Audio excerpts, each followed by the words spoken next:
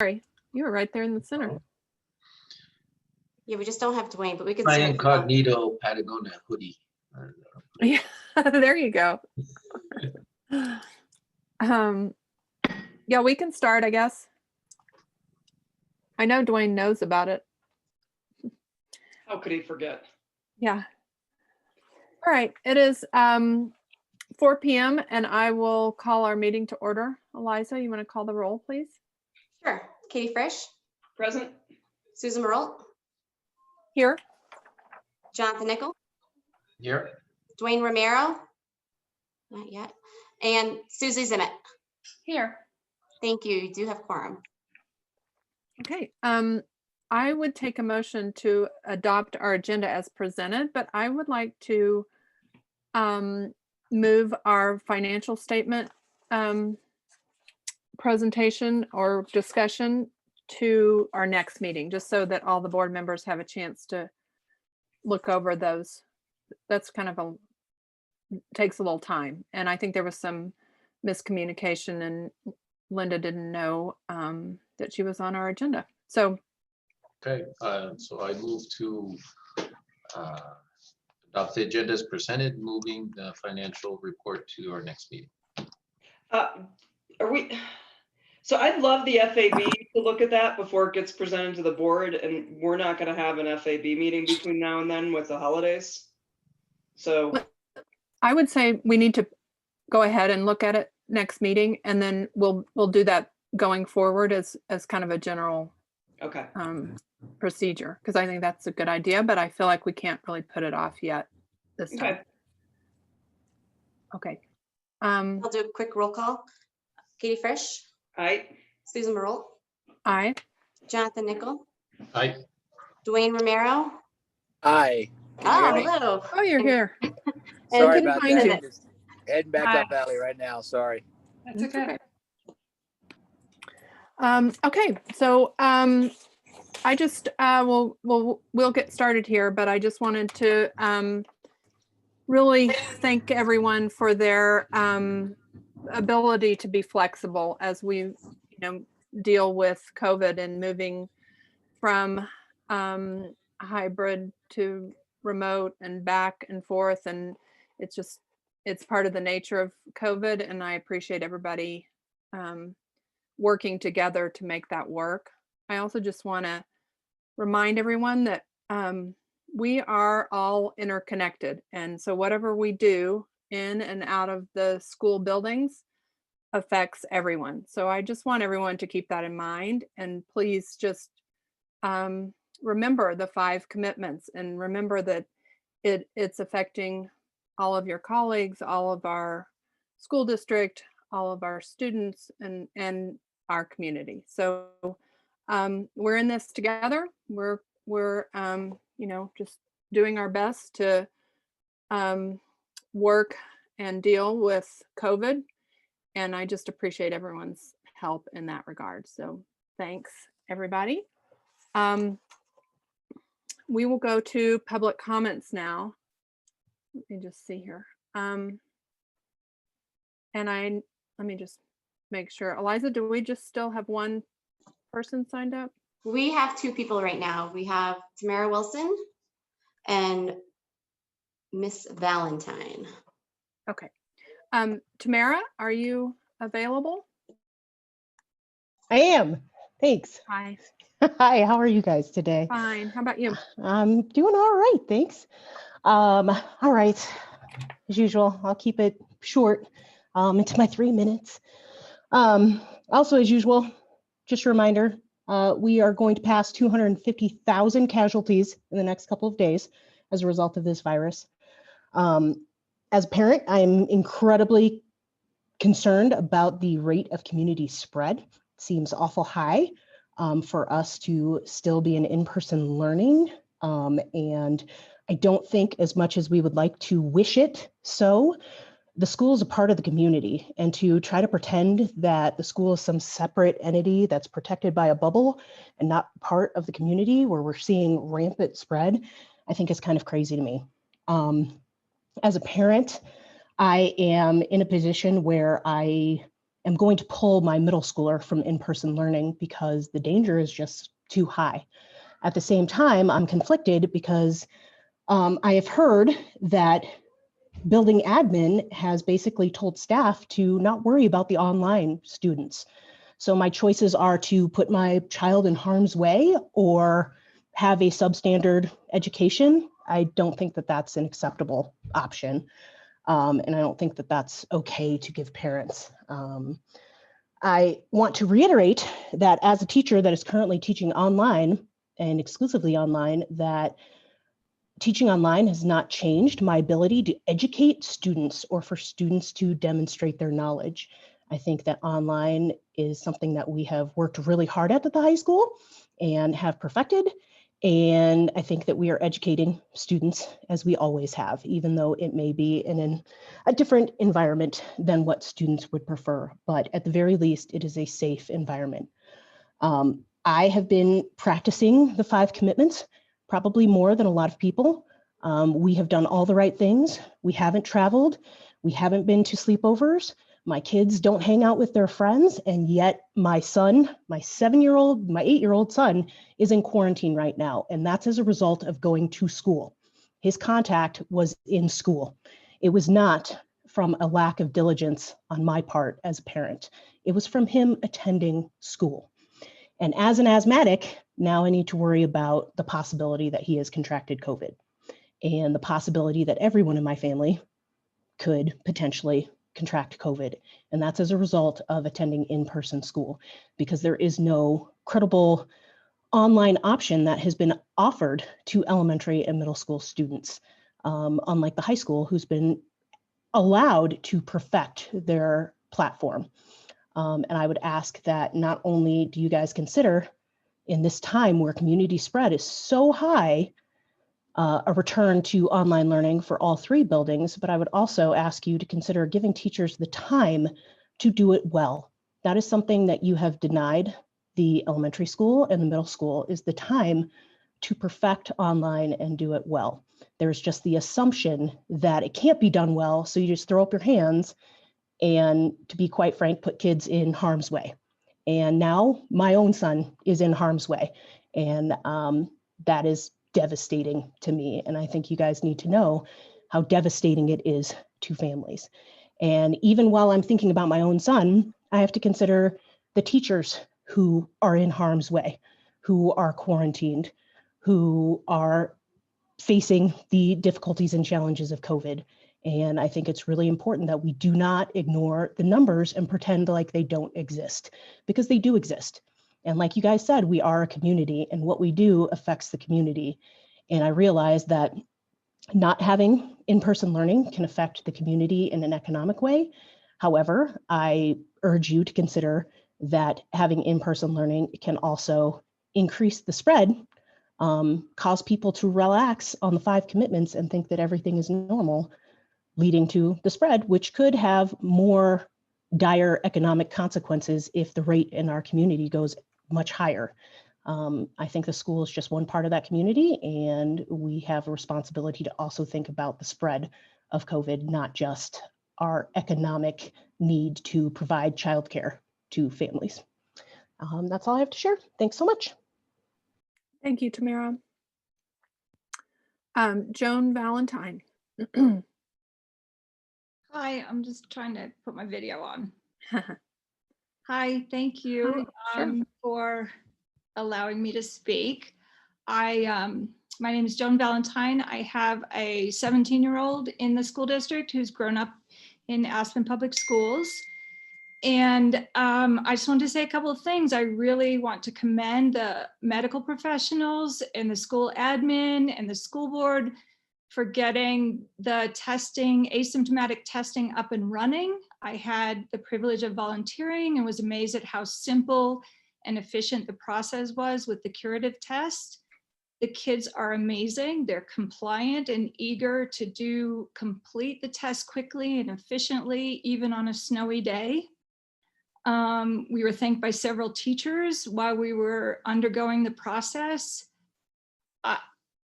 I would suggest that Dave Ressler and Aspen Valley Hospital come and observe this process and look how quickly and efficiently we were able to do it.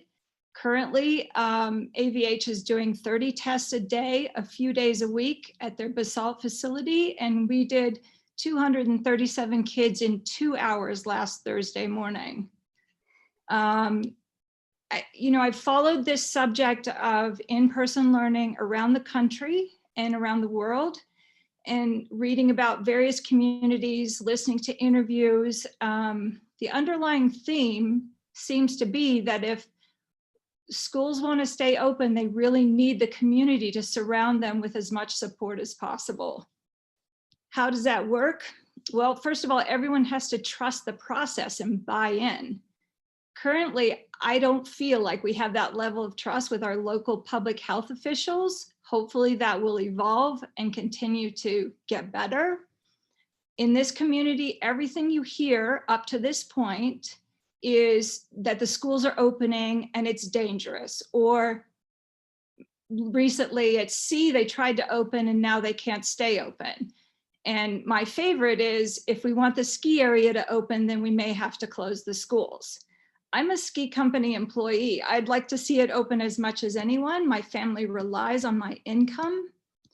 However, I think that elected and appointed officials in this community argue that robust testing is prohibitive and that the state of Colorado is not willing to extend much help to our small community.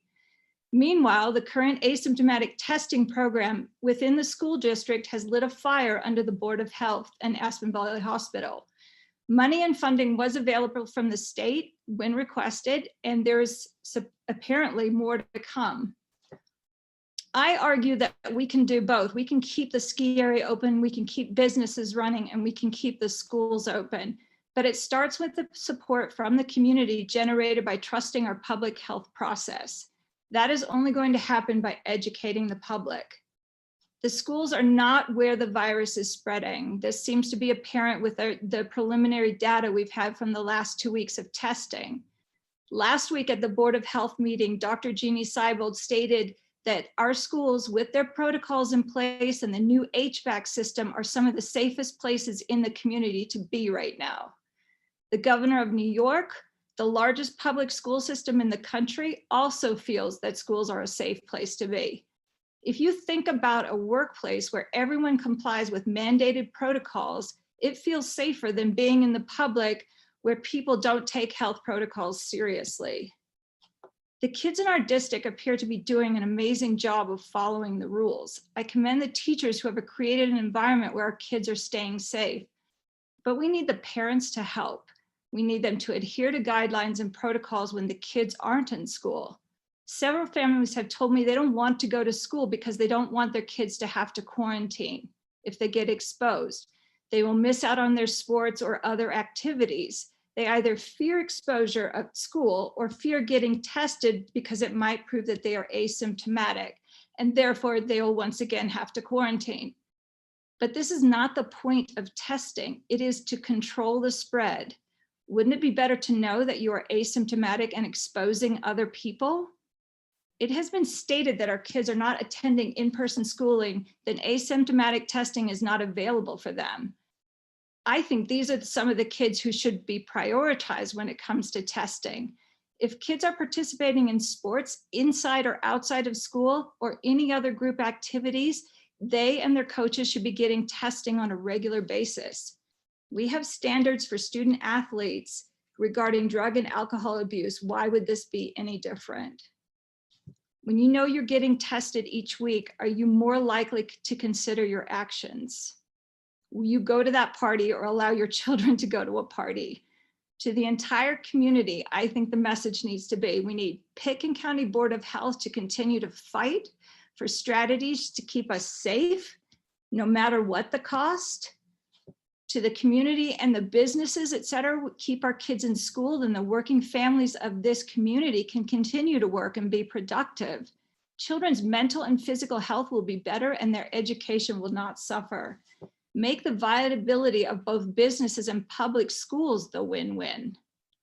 And to all the adults in the room, and this is everyone in this community, continue to have the conversation with yourself and your children. Having your kids in school in person, getting them tested on a regular basis helps all of us. It allows the teacher's job to be easier and more effective instead of chopping and changing and starting and stopping. If you need to socialize, build a small bubble of people that you trust, and that's who you interact with. Every individual in this community can control the spread by choosing to do so, but your decisions will help keep everyone safe. If all of these things happen, every single component of this community, then I think we will truly be in this together. Thank you very much. Thanks, Thank you, Joan. Joan. And thanks for your volunteer hours. You've been out there every week. Appreciate it. Okay, we're going to move on to our DAC update. Do we have our DAC members here?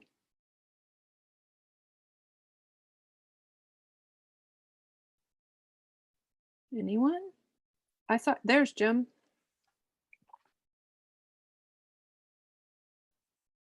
Yeah, I'm sorry. Chris is here as well, I believe. Krista? She was here. There she is. Chris, I'm going to let you take, you're muted. There we go. Can you hear me now? Yes. Yes. Sorry about that. I had to log out and then I logged back in. Thank you guys very much for putting us on your agenda. Again, we kind of just wanted to make this a standing thing with the school board, that we give you some feedback about what's going on DAC, and so we can keep open communication. So at the last DAC meeting, we did discuss again about the middle school leadership. And again, we had given a recommendation earlier in the year about some things specifically at the middle school. And I think part of our communication with you all right now is just any communications that could be done about where this process is in terms of placing an ad, or what we do for finding a new principal at the middle school, and just kind of the timeline of the middle school administration process. And again, I just think that a communication of this plan is really what we're hoping for from the DAC level. We also really appreciated a presentation by Joanne, who did the K-12 ELA and math curriculum audit. And she also gave a presentation at the DAC meeting, and it was very well received by the DAC. And I think, again, just based on what she discussed, our hope from the DAC is finding a guiding academic philosophy that we can use to adopt a coherent curriculum for ELA and mathematics. And that by using the outline in Appendix C of the audit, the school district can adopt a formal academic curriculum rubric for evaluating curriculums. And then using the rubric, the DAC would say that the district maybe should follow the recommendations of the auditor and invest in a comprehensive pre-K through 8 curriculum for mathematics and ELA.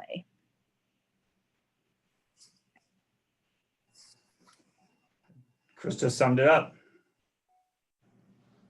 Wonderful. Thank you all. Do you all have any questions for us?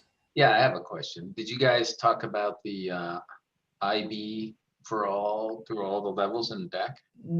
We did, and it's so because we asked Joellen if she had a specific sort of unifying theme that or philosophy for the school district that she would recommend, and people did bring up. I think Susie may have been one of those folks, but I think several folks brought up a question about IB, and she said certainly that is one to consider. She didn't give a specific recommendation, if I remember correctly. Theron, maybe you will know better than I, but I think she didn't say yes or no to anything up or down, but certainly IB was one that she thought was worth considering highly as an overall philosophy for the district, which would obviously be an easy one to mesh with a curriculum as well.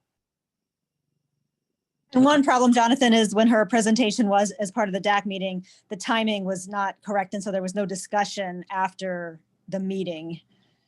Right. That's why we're not doing an actual specific recommendation. We're kind of giving you some feedback on what we saw, but we're not doing a formal recommendation because we didn't have time to sort of discuss that as a board. Okay.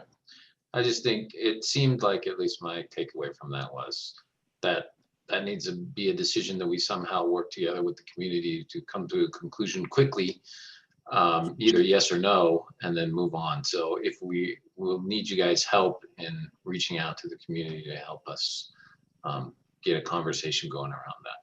So, And that's definitely, we would be more than happy to help with that in any way that can be helpful to you all. I agree that she felt her recommendation was definitely to move on that point as soon as possible on some sort of philosophy earlier rather than later. And I No, think Dave has some updates on this in his superintendent update. So okay. Great. he has some next steps I know planned. Well, and I just thank you guys for this work. I think it would be important as we go through this process to make sure that we're including, a member or two of the DAC. Probably don't need the whole committee, but try to make it efficient. But a couple of members of the DAC who I know you guys have studied these issues for a long time, and I think it would be important to have you be part of any process that we go through. And as Dave will be speaking to it later, but yeah, we certainly are very motivated. I, individually as a board member, are very motivated to follow up on those recommendations, in particular the recommendation to determine whether or not if IB is the way we're going to go to, not do everything twice and, figure it out. So, so thank you guys. Appreciate it. Okay. Thank you, guys. Thanks. Okay, so we will put you on just regularly for an update if that's what. Do you want every meeting once a month? Once a month. Okay, Once a month, okay.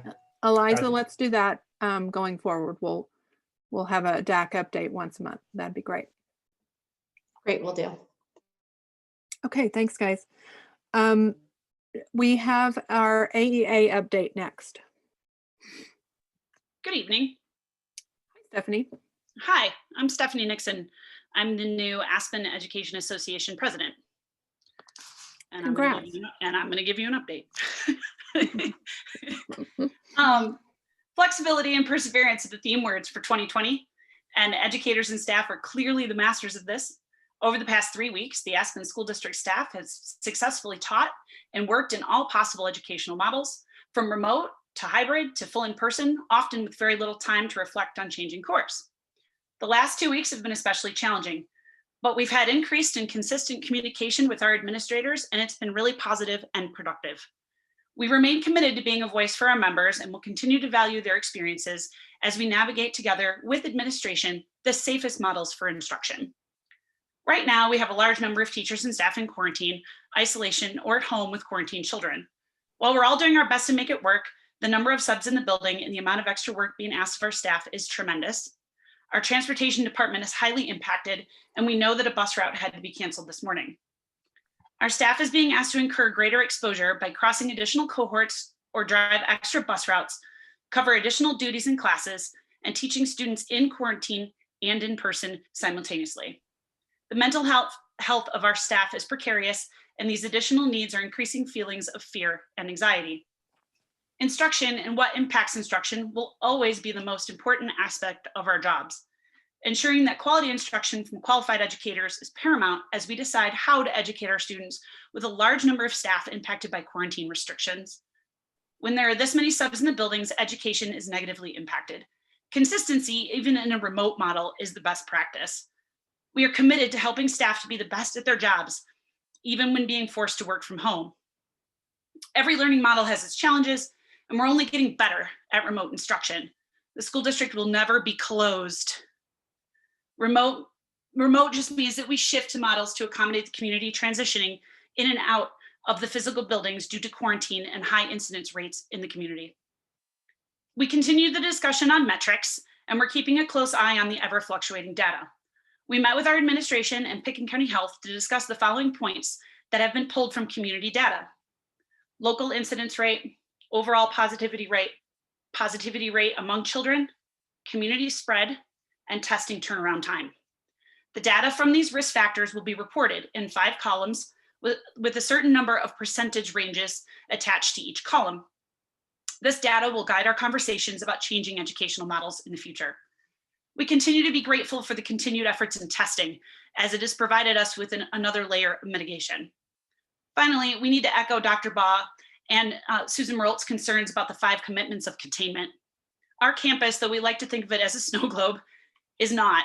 Outside social events and gatherings are making it increasingly impossible for us to operate with a full staff. We continue to promote and follow the 5 commitments so that we have a chance at a more joyful winter. Thanks. Thank you, Stephanie. Board members, does anyone have a update for us? Something quick? I have just a couple of things. Yeah, so do I. Go ahead, Susan. I can wait too. Y'all can go. Go ahead. It's fine. Jonathan? Okay, hold on just a second. I had taken a note or two, or at least I wrote them down on where we were supposed to this time. So I just wanted to let you guys, I know Kay's going to talk about this, but thanks to the community for your support in the elections. This is a really important step for the future of the schools. That's a huge thing that was done, and just thanks again to everyone. I took a first pass at the BS, the evaluation, and I sent you guys the link so you can take a look at that. I didn't get a chance to meet with Dave, but we'll make sure that we get that done next week. Passed along my thoughts on project management to Dave and Theron just a bit ago from a very thoughtful community member who had also written in about that. So I think that I just wanted to let you know, guys know that I had done that, because I did send that email to everybody, but I shouldn't have copied all the board members on per the sunshine laws.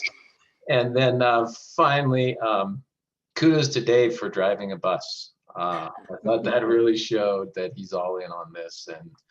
And I just want to say, hey, hats off to you, Dave, for that one.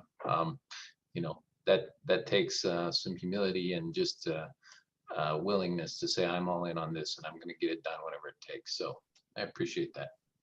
I mean, I know we've said that a lot to all the teachers and everything, but when you sent us that message, I chuckled and I said, that's great. So hats off. Thanks, Jonathan. Katie, do you have something? So yeah, first off, the election, which somehow seems like it was a month or 2 ago. Doesn't it? I can't believe it, but it does. Thanks to everyone in the community who got out and voted. The results were overwhelming. I mean, it wasn't a sneak by. It was we just crushed it. And I think it was the bond passed at a 73% approval, I believe was the final. Everything else was around 75, 76, the 2 other tax measures. So thanks to everyone who volunteered. We had a lot of people out there waving signs. We had 2 weekly meetings of our committees to get this done. A lot of fundraising as well. And I just couldn't be happier. I think we've really positioned the schools to be in a solid place going into the future as we figure out what our strategic needs are and how to move forward. We'll be talking about that later. But I mean, I just can't say thank you enough to everybody for the support. And to the other board members whose leadership, Dwayne in particular, you helped us find our strategist, and you know, he was awesome, and I'm just it's great. It's so exciting for the community, for the housing that we're going to be able to build for everybody. Second really exciting thing is about this COVID testing program that Joan Valentine was speaking about earlier. The district has really stepped up in support of this program. Lots of people making it happen, not just the 4 of us, Dr. Seibel, Dr. Giesel, Barry Ramberg, or Nurse Ramberg, and Dave, but you know, lots of other people are making that happen on a weekly basis. It's been a challenge navigating the other jurisdictions with the county and the state and learning how they work. But hopefully moving forward, we're going to have a great relationship and figure out exactly how this testing program is going to work, hopefully throughout the duration of of COVID. We're not there yet, but we will, we certainly have a very tenacious team. So the only negative I would have to say on this is it's very frustrating for me personally as someone who's spent a great deal of time making this testing happen, to see some of the behavior in our community that is not supportive of this. And I think, Stephanie spoke to it a little bit earlier, and Susan spoke to it a little bit earlier about making sure that we're all in this together and being smart. When you hear about Halloween parties happening, when you hear about adults going out for cocktails after work or dinner together that breaks quarantine groups, or breaks cohorts and across cohorts, things like that. A lot of our quarantining is happening, I believe, because of some behavior that shouldn't be happening. So I would ask our community to please step up as we go into a holiday week and be smart, and keep in mind that we will keep the schools open by our good behavior. So I can just say that so I've spent a tremendous amount of time on this COVID testing stuff, and it's only going to work and be helpful if everyone is supportive of that through their own individual behavior. So I thank you in advance for your support throughout the holiday period. When we're not in school, we're still in school. We're still contacting people. So hopefully we can make this work and keep the kids and the staff safe and keep the kids educated. So thank you. Thanks, Katie. Other board members, anything else you want to add? I just want to real quick just reiterate how appreciative we are of the support of our community. You've always stepped up for our kids, and we truly appreciate that. And we feel very well positioned for the future, and really take it seriously and humbly the trust that you give us in managing those funds. So it's exciting. It's great for our district, and we just really appreciate it. I also just want to recognize Catherine Sand and her team at Aspen Family Connections has been awarded the Hero Award from the Buddy program, which is really impressive and well deserved. So again, they just keep on helping our community, and we just really are proud and grateful for their hard work. So I wanted to make sure I gave them a good recognition for that, because we certainly appreciate it. Let's see. I think that's all. Any other board member comments? All right, we can move on to our strategic plan and bond process update. Dwayne, do you want to kind of summarize our meeting with Dan O'Connell and Tom Wahey, I think is his name? Yeah. So last week, district leadership, Dave Baugh, Linda Warholm, and then board members Susan and I jumped on a call to just engage post-election with both of our our underwriters as well as our bond counsel, and that's Dan O'Connell and Tom Way respectively, just to check in and then have a discussion around timeline and major kind of steps between now and the first issuance of bond proceeds, and just to, if you will, build upon the outline that we had assembled and published last couple of weeks ago, a couple of board meetings ago.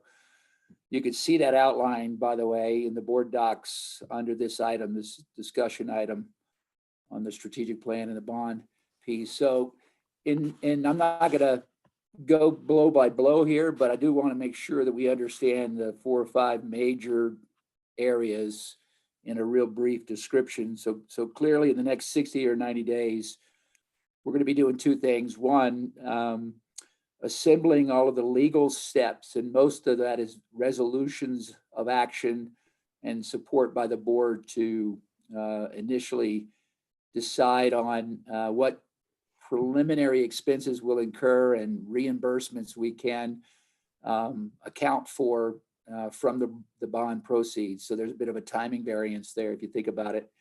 We'll have some preliminary soft costs. We'll even have some hard costs that we incur here in the next weeks. Dave can elaborate further, but we're going to end up spending some monies that by law is authorized to be reimbursed to ourselves from the bond proceeds, which will be issued somewhat later. So that's kind of step one. Step two is Linda and her team of Linda and her accounting group will map out a major cash flow and a major kind of expenses that we expect over a period of time, both in the short run, but also over the next several years. That cash flow and that, if you will, master plan will be the guiding document that will determine first and foremost the size of bond that we're going to want to place. And then subsequently, it will also govern the remaining bond funds that we'll want to issue over the coming years. A couple of key aspects to understand in the bond prep and the finalization. Number one, we have a bit of a time fuse, which runs to the benefit of the community. We have a time fuse on when, once we initiate and float those bonds and receive those proceeds, we have roughly 3 years to spend 85% of that issuance. And that's, again, that's by law, and that's out there to protect the community, to ensure a timely consumption of those bond funds and that there's no idle play and no inefficiencies involved. And then number two, we will, as I said before, we will have to put in place a few important reimbursement agreements to help bridge the gap for the district. Before I move off bond prep and finalization, are there any questions from board members on that particular topic? Sorry, just to be clear, Dwayne, the 3 years to spend 85% of the issuance, is that upon that clock starts when the underwriting closes? Is that? Yeah, when the key word there, I think you're on it, when it closes, and that is when once it's issued and closed and it's, you know, it's in the marketplace. That's the time clock. Okay. Anyone else? Before I just quickly That move just on. means, just to understand, so if we've had, whatever, if we found some property and we're able to build some housing, then we would issue a bond of $20 million for that particular project, and then we would have the 3 years to get it done. In that scenario, correct. Yeah. I will say though, it's probably good for us to understand collectively and the community here the following, that it's a $95 million issuance, which obviously was assembled in part from the master facilities planning exercises that frankly we've been leading and conducting for the last 18 months. Mm-hmm. Kari Lynn at the Cunningham Group, Gilbert Sanchez as local architect, and then the facilities master planning committee, of which many folks on this call are members, have organized this, you know, like I said, a facilities master plan, but it also includes a good chunk of staff housing that we want to add to our inventory outside and apart from the campus work that we envision. Okay. Agreed. Okay. So big topic number two will be team assembly. You know, putting together the master facilities team 18 months ago was mostly focused on design and internal constituents and some community members to help us develop that master plan. Now we need to get some experts in the field, mostly in design and engineering, but then eventually project management and execution of the work. So most importantly will be an owner's rep assignment.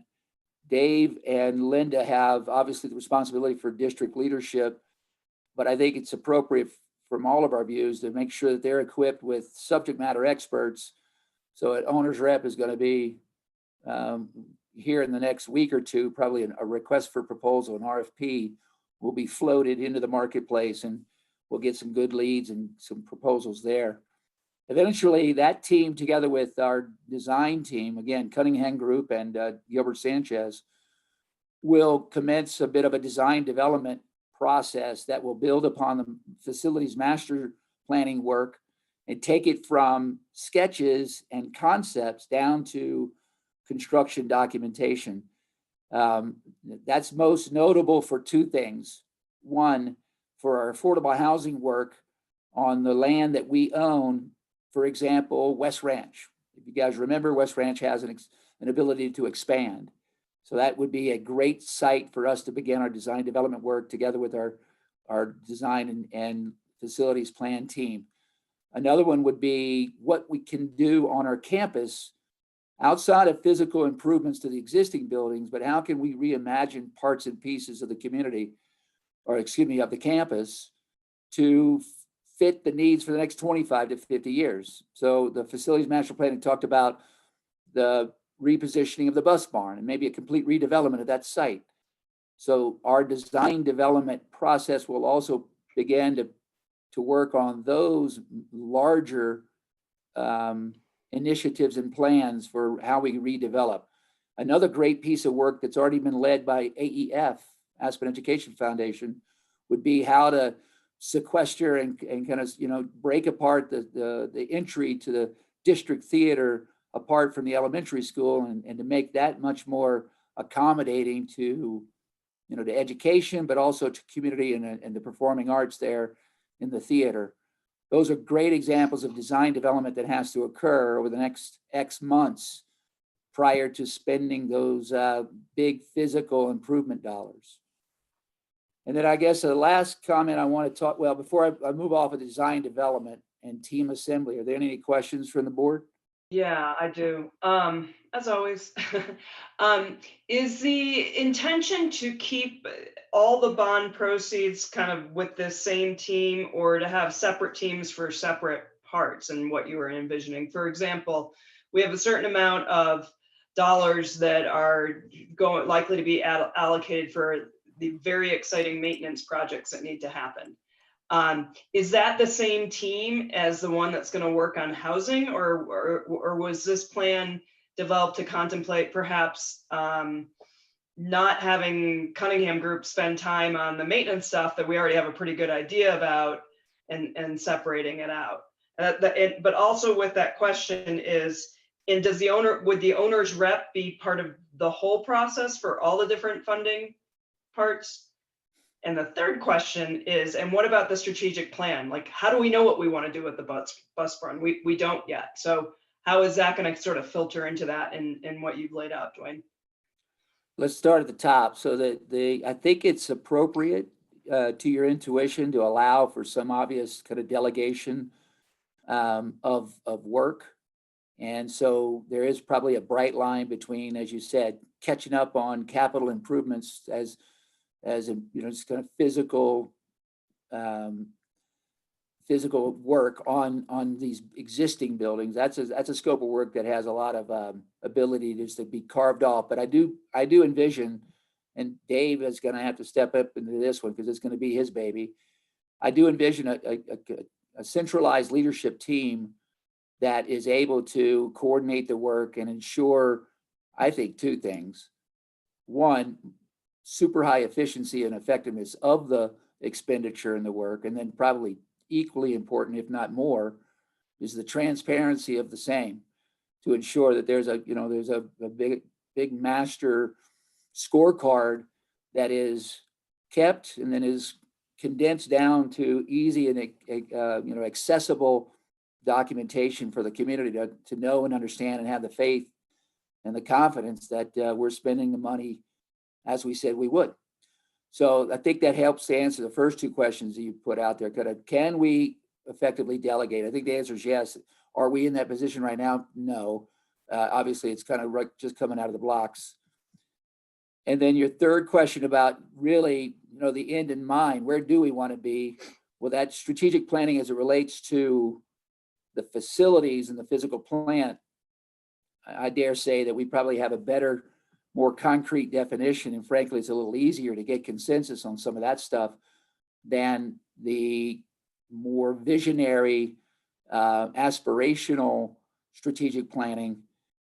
So that's probably a different conversation for the board and the community here, and, you know, obviously district leadership in the coming weeks. I've kind of taken it upon myself just to make sure that as it relates to the concrete pieces and parts, that we have good starts, and both Linda and Dave are, and the rest of the team are in a good position and have, you know, kind of good board support. Frankly, given everything else that was going on and how shorthanded this district really is, when you think about it, I mean, we're great. We have an amazing amount of education experts, but, you know, we're not that broad in terms of other functional expertise in design and construction management and development. So that's been my focus there. But I think your questions are sound, and we clearly need to continue to have that conversation here in the coming weeks. Yeah. And to lay out the timeline so we don't, you know, get in trouble on the 3-year thing.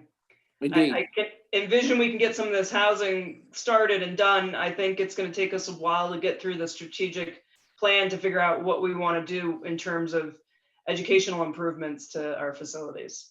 But we should Indeed. probably start getting that on the calendar to push ourselves to make that happen as we're going through the strategic part of it. Dave, I'm sure you're chomping at the bit here. You want to interject kind of the and add to what Katie is talking about there? Sure. You know, Katie, and to the community, we're approaching this with a sense of urgency, but also being intentional. And we talked with Dan O'Connell, you know, last week about a phased approach. So there's probably a big chunk of money that we would, you know, take to the street through the bond process to get started, right? So we're probably going to get some RFPs out, you know, for the leaking high school roof and for the HVAC, upgrading even further the HVAC, because while we're blowing super clean air into the classrooms, it's not always the warmest air. So we're working on that. But now that we have the green light with the community support from, you know, passing the bond, we can get moving. And, you know, fortunately, the financial team has been providing us excellent advice on how to get started. So we'll probably at November 30th, share with this group the RFP for the owner's rep or the manager of at least part of this project.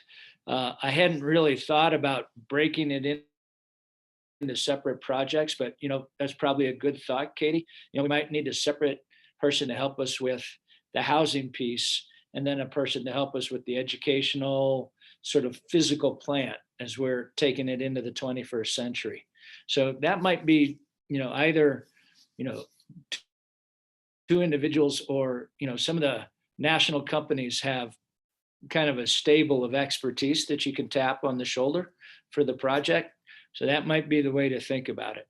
But we do have a great RFP template for an owner's rep, which we want to have the board approve, put on our website. And we've already begun building the website for the bond so that, you know, community members can see us as we're moving forward with these various projects, you know. And I really think in terms of the educational strategic plan versus, you know, sort of the bond, we went to the voters for very real, concrete, tangible items. And I think that we have to turn those items into our report card so that we can measure our effectiveness as we're, you know, embracing this work over the next few years. But, you know, some of the work that Linda and I can do in advance before the bond hits the street will really key us up for success as we move forward on that. Good, really good. The only thing I wanted to add to this conversation, and we'd maybe open it up and or pivot away, is to reemphasize the employee housing component, you know, the staff housing component of this bond. If you guys recall, we studied in some level of detail 3 different categories. And, you know, that would be acquisition in the marketplace, existing residences somewhere in the Upper Valley, most hopefully within the school district. And then second would be organic development on our own property. Again, I gave the example of West Ranch as a mighty fine one. There are others. And then third, and equally important, is partnering with other jurisdictions, namely the city of Aspen and their work and their efforts there at the Airport Business Center with the lumberyard site. And then the town of Snowmass Village, partnering with our friends there in Snowmass on their initiatives for additional employee housing.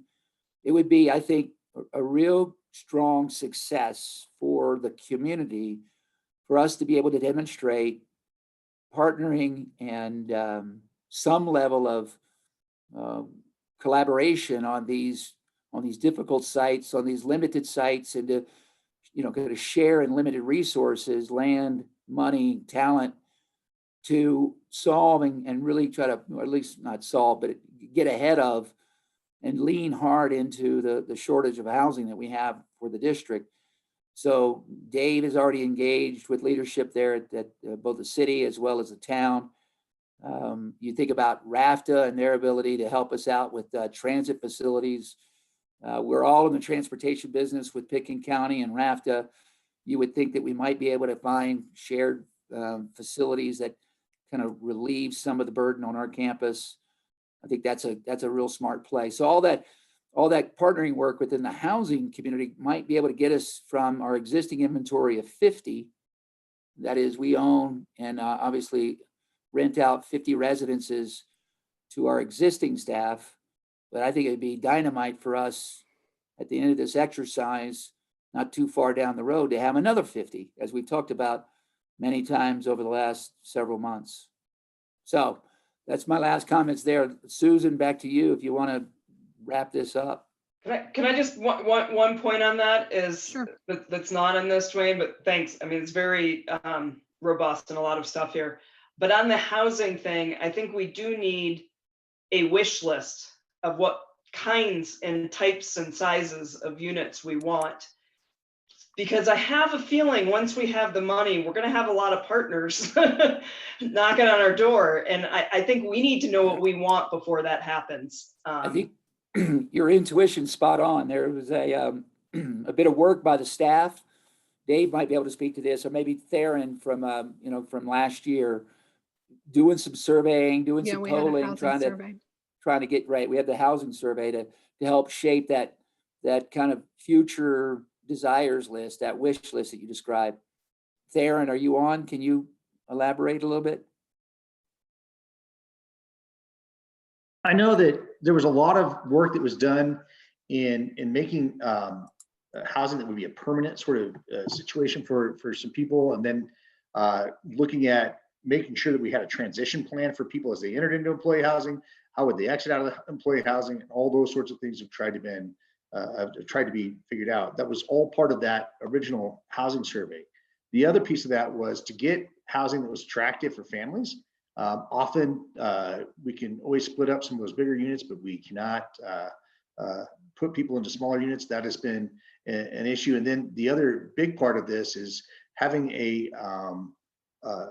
process in which the housing is allocated. I think right now, given the scarcity of it, that's probably been the biggest concern from the teacher groups, is that how it's distributed, who gets what, and all those sorts of things. So just having clarity around that. But I can tell you from an inventory standpoint, we don't have the type of inventory that we would need for a family. So that would definitely need to be something that we'd look at. And then obviously some of those entry level units, having a multitude of those to work for that.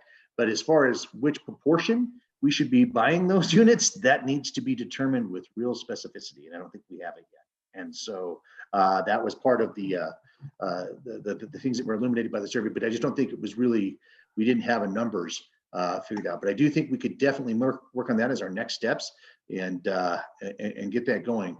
There's a lot of issues around housing, and I know that the sooner we could start adding to inventory, that'll be great. And I do think we should have maybe that idea of what are our short-term acquisitions that are going to meet those numbers requests, and what are going to be the long-term ideas that we have that will meet those requests. So definitely open to a lot of ideas. And you're right, Dwayne, utilizing some of the existing property that we have, can we expand on that, acquiring new properties? And then what we found this year with our experiment of having the 10 properties in Basalt, we found that, where are the properties going to be involved? Because we had we thought those would go like hotcakes, but we ended up having to give one back because it wasn't used. So there's some interesting things that I think were found as we did that work this year with the units in basalt. So just a couple of observations there. I think it's a different, the work that's done before probably needs to be moved to the next level from do we have a deficit to exactly what deficit do we have? And you know, what do we want ideally to both attract and retain new teachers as needed as teachers retire, as well as to make sure that we can keep teachers here after, you know, a couple and staff members after a couple of years. So that's definitely on the to-do list in the shorter term, because I do think people are going to start knocking on our door the minute we have the cash to start sharing some costs and get some projects done. Which is Yeah, good, sure. good problem to have. All right, Susan, back to you. Okay. Any other questions or comments about our bond process? And we'll just keep this on as a regular agenda item so that we're keeping everyone updated and go from there. I guess we'll move on to 6.2, the National Student Clearinghouse data. Theron, are you I am. Thank you. on for that? Thank you, Susan. I just, before we get started here, I'm going to have Eliza, she's going to post a PowerPoint presentation for us. If you could present that for us, Eliza, and I'll just run through some slides. I also want to let you know I have a couple of partners that are going to be helping me tonight. I've asked Charlie Lobby to join me during this presentation. And I've also asked for Sarah Strasberg to help out as we go through the data here. Board, please just know this is a preliminary review of this data. We have a lot more that needs to be determined. In particular, I think I've already had two very pointed and smart asks from the board today about having like school comparisons and match school comparisons and some of that data in which to use. None of that has been delivered yet. And ultimately, I think whatever we do and however we gather data, we just need to make sure that we have that premise of how do we improve our college persistence rates and just see where we are with that.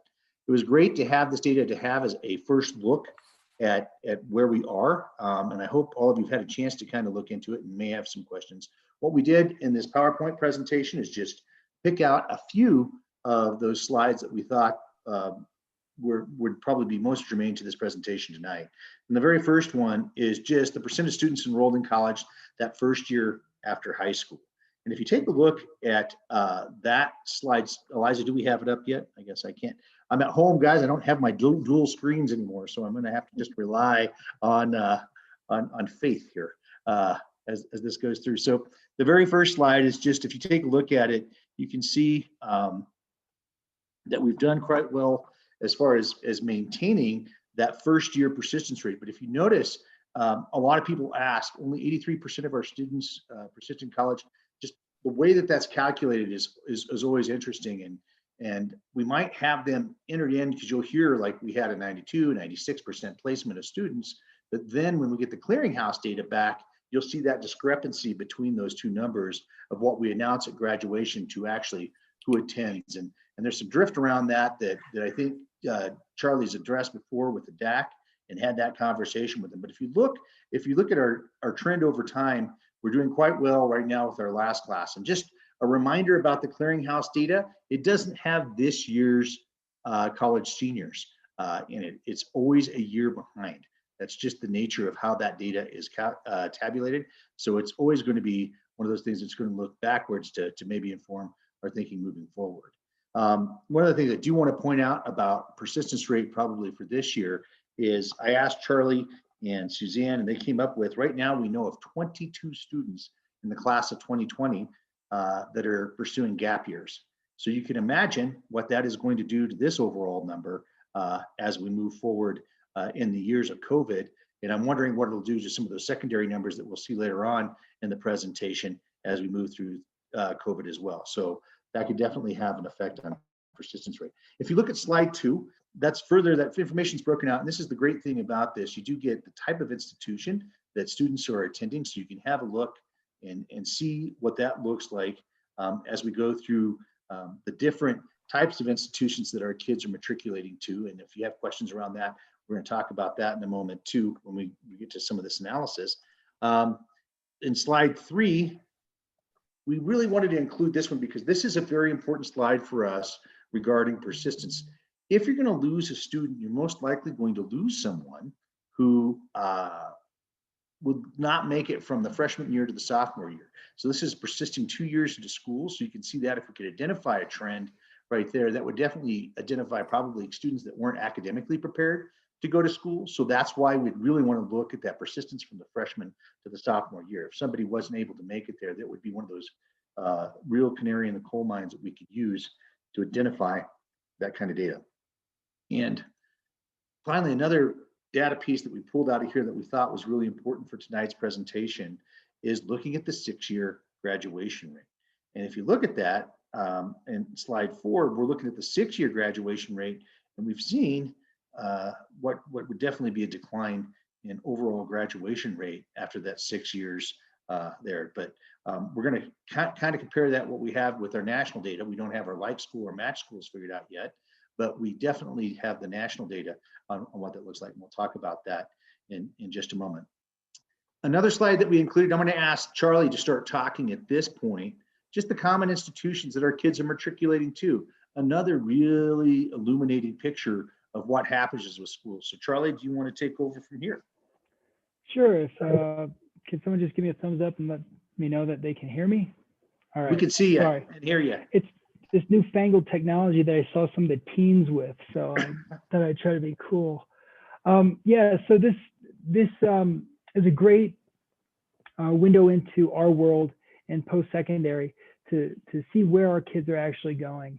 And some of this might surprise people, but really, I think number 4 was the one that really got me. Cal Poly is a fantastic school, and we see a lot of our students. It's affordable, great education, but that's one that plays a lot more like a private, but it's technically a public school in California. So, you know, when you see public and private, it's important to remember that some of the most selective schools are actually public schools that are out there. So, you know, I don't want to get too bogged down on that slide, but it's kind of fun to see where our students are going. And I think, you know, it's really nice to see that. Well, Stanford's up there, so that's kind of nice. All right. So if we move on to national trends, now I think it's always important to look at everything within the context of the national landscape and then the Aspen framework. So if we could move it up one slide, there we go. So overall, across the country, the national college attendance rate is 41%. And for anybody going to college within that first year, whether it be fall or second semester, spring entry is going to be 81%. So we're almost double the national average. The retention rate, you can see again, we are at 92%. Anytime we, when I was working on the college side, if we had retention and persistence rate at 90% plus and 80% plus, that was sort of the gold standard. So those are your Harvards are boasting these 90 plus percents. So for our students to be staying for that second year says an awful lot about their academic preparedness. Moving on to the 6-year graduation rate, you can see some of those numbers, but I will take issue with the way that Clearinghouse reports our numbers because that overall average is based on the entire class. When we reported numbers, we reported the percentage of students who had started out in school. So it kind of resets. So if we look at that, our 6-year graduation rate, if we were to just look at the percentage of students who went to school and of those who went on and completed within 6 years, at our worst year, we are just under 80%. So it's important to not just look at it from a total class, but rather those who are seeking the college education and then either persisting or not persisting.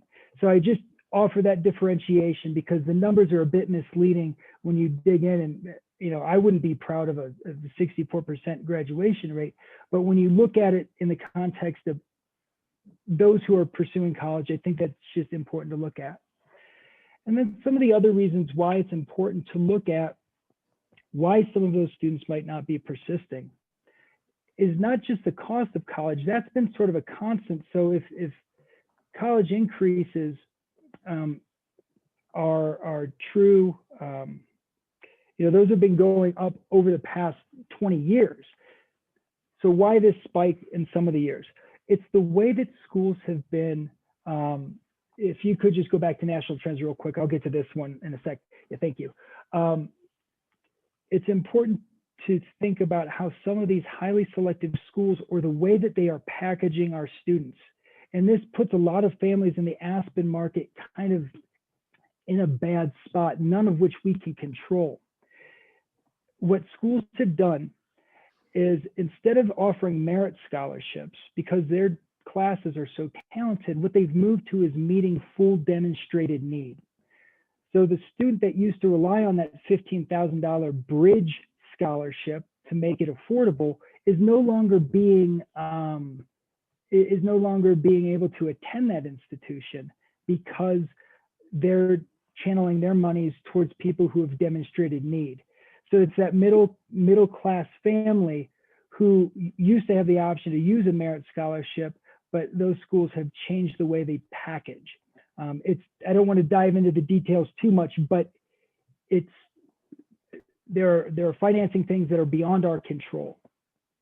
So, but when asked what the number one reason why students, if we have a 92% retention rate, why don't we have a higher graduation rate? And that will be the next slide. And it really boils down to two things that, again, are somewhat beyond our control. It's going to be financial reasons. We have been doing a lot to make sure families are aware of the total cost, not just the first year cost. So thinking that through, what is it going to cost for a fourth year or maybe a fifth year? So we see that financial reasons and then the social and family reasons. So this is going to be your social, emotional, some of the other challenges that are out there. But what I like about this, and this is from a college in Washington, one of their state institutions, I believe Eastern Washington, they're citing that academic reasons tend not to be the issue. And I would say that's again consistent when we see a 92% retention rate. Our kids are academically prepared. It's some of those financial pieces that we need to make sure that we are really dialing in on. So I'll kick it back to Theron and let him address some of the things that we've talked about. Right. And I think, thank you, Charlie. I think what's really important too is, one of the things that we have been looking at as a college counseling team, and thank you guys, I didn't even mention, we have Karen here too. Karen Hawks, our other college counselor. Thank you, Karen. You can certainly chime in, and Sarah at any time if you have comments about this. But one of the things that was really important is making sure that we find colleges that are a good match for that student. In addition to that, have good opportunities for that student, because if the student is able to meet all the criteria economically for that school, or maybe has the better financial aid package again into that school, or meets some of the criteria for the school, they're a lot more likely to persist at that school, just judging from this data. So that's one of the things that I think we've been doing for a long time. I think, Charlie, you've made the assertion, and I just verified it today, that if it wasn't anything about a particular desired school and kids were just willing to take the school that we could get them into that has the best package for them, we could actually have a graduating class that had no financial burden for school. Is that correct? Yeah, and I think Karen could also chime in on this one, but schools want to give our students money. It is a benefit to them to have Aspen High School on their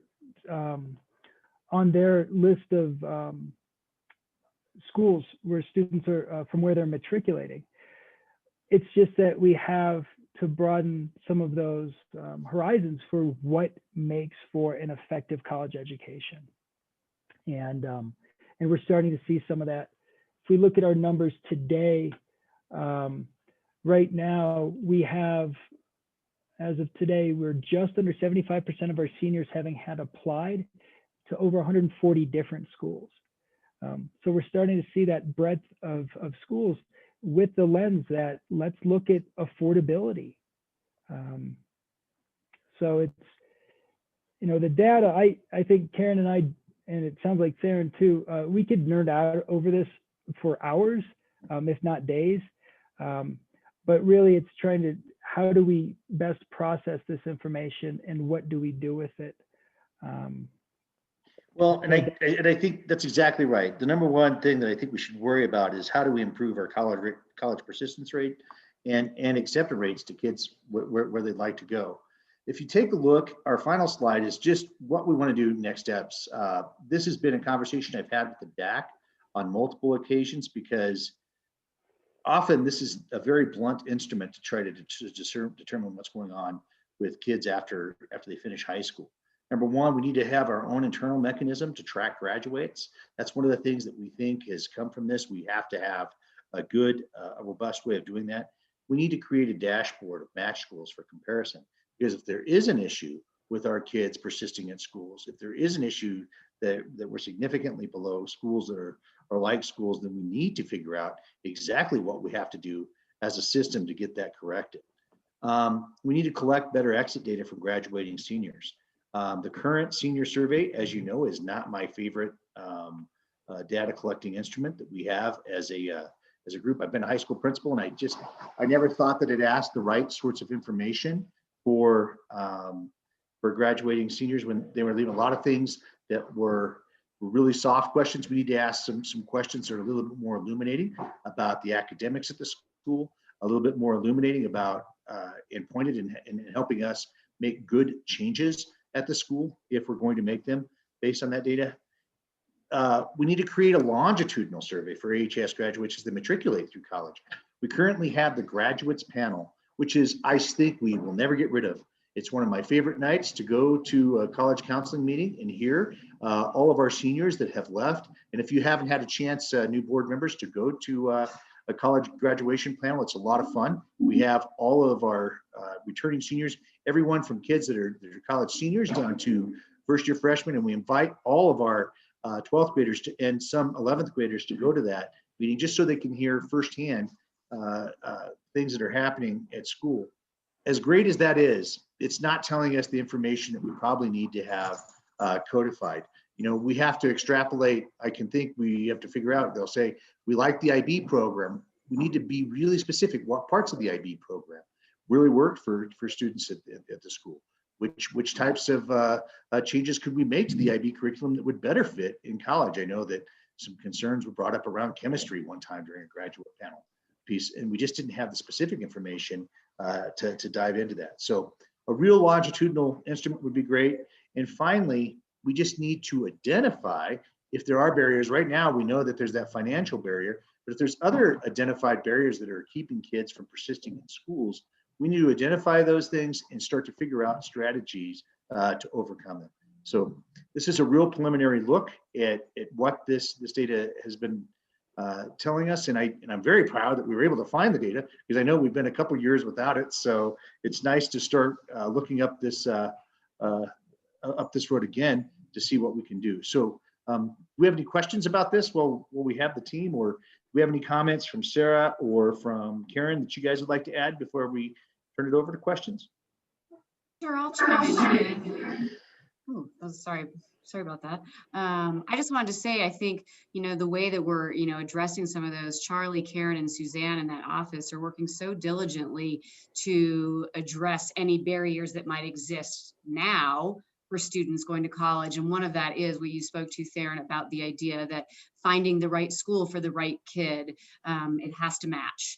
And that's going to improve any persistence rates. If we're just allowing students to kind of be haphazard about it, or choose a school based on name recognition and not about fit, and fit could be finance.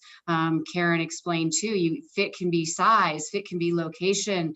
There's so many things about fit that is really, really important. And so I really applaud the work that they're doing with their change to post-secondary counseling. They've even broken down more barriers to access. So now all kids really feel like they have a place in that office to figure out their post-secondary plans. So big kudos to that team. And then if we can get some of that internal data to figure out why they don't persist, I think, the number one reason you don't persist besides finances is that you're in the wrong school. And so our team has identified that and has taken steps to really fix that here at the high school. Fine. Karen, did you have anything you wanted to add? I came in a bit late, so I don't know what Charlie covered, but I hope what we're doing is introducing schools and families and students to schools they may not have considered before. We are really lucky to have all the WUI schools where we get reduced tuition because we're part of the Western States Coalition. So I really feel like it's our job to open doors for the students that they might not have opened before. Excellent. So I guess it's open to you, board. Do you have questions that you need to do, or is it's still too early, or just let us know what you're I have thinking. a comment, Aaron. When I participated in this process, this information wasn't shared with the parents. So I think it's important to let parents know so that they can help guide their kids. Because this just wasn't shared. It's like, these are the number one reasons kids drop out. And the big deal about that is school fit and making sure that you can afford it, basically. I mean, that's at the end of the day what we've got to be able to help people balance. So that would just be my recommendation in that. The rest of the process was very extensive and very complete, but there was never the kind of this brass tacks conversation that this is something you need to think about. Thank you, guys. This was great to see this data. And brings up a lot of questions. I was one of the people who asked for some comparative data nationally and both to benchmark schools, whoever we think, because I think it's important to look at that. But I also think the not finishing question needs to be explored further too. Social family. This was our data, is that correct? From our kids? No, that's national data. So that's why one of the things we'd have to do is we do not have the data from our kids. Okay. So it would be interesting to compare the national data to our data and then figure out, I think then you can make a more informed decision about why our kids are dropping out than just looking at the national data. Because the first thing I thought of when this, I'm like 35% for social reasons. Well, what's our outdoor ed experiential ed program doing? That's supposed to be addressing these issues, right? Making more resilient kids. So I would hope that we would find that, we do better on that. And I just, Katie, we've always had the issue with not really having, like I said, this is a very blunt instrument, and we're really making finesse decisions out of it. So having some of those things that we never got to finish while I was the high school principal. So Sarah, welcome to a new set of challenges for yourself there. But I think we do need to get that dashboard. That's something I can do on my end. But really creating those longitudinal surveys for those kids, I think, is something that we've talked about for a long time and haven't done it. A really strong exit survey for our seniors is this also something I think that could be very useful for us to gather academic information about the school. And especially that maybe that second year, again, we think is a very pivotal year in college, where kids could give us that kind of granular detail that we would need to make some adjustments to program that would be helpful. Hey, I didn't have a really strong background in computer science. That's something we can address. If we can find all of those things that are identified there, and we have real-time data that's really close and from our graduates, that would be a lot better than trying to use the National Clearinghouse data to make those decisions. Certainly it's a glimpse, and it definitely identifies some areas that we need to explore, but ultimately we do need to have those next steps in place to do that. Right. So I agree with all this. The only other question I have is, if we're at the 60-some% 6-year graduation rate of the entire class, are we preparing those kids that are not making that college choice properly? Do we have the right programs in place that are encouraging them not to get into debt to go to college if that's not the right choice for them? And trade schools and other programs, I would just say, I think that as part of this, when you see the numbers for the first time, it's a little shocking because you're always hearing this 99% number for a district. So when you see this, the first thing I went to was, what about the other kids? And how are we serving them? And so I think that needs to be, if we're going to look at what happens to our kids after graduation, we need to, see if we're serving the kids that aren't making that choice in the right manner and giving them the best opportunities. Well, and I definitely want to give you guys a dashboard. I know, Katie, you want to have that dashboard. And I know, Jonathan, you want to have that dashboard, and we can get that figured out. Hopefully we can revisit this topic in the next few weeks. We've only had the data for 2.5 weeks. We really haven't had the time to round that stuff up, but we'll get that done. And that way you can make a really strong comparison about what our next steps and needs are going to be too, as a board. We want to be as completely transparent about this as possible. Like you said, it's nice to know exactly where you are. Then we can figure out what we need to do next. And I had 3 quick points. There was some question at the DAC whether this data included almost all of the colleges, or how many of the colleges does this data include? And so I researched the National Student Clearinghouse, and it includes 97% of enrollments at US colleges and universities. So this is pretty good data. This includes pretty much all the colleges in America. And then the other point, at CASB last year at the Colorado Association of School Boards, I learned that the goal of Colorado State, I don't know if they're there yet or not there yet, but is to have a 6-year completion rate of 65%. So we have been above that a number of years. This year we're a little below that, 59%.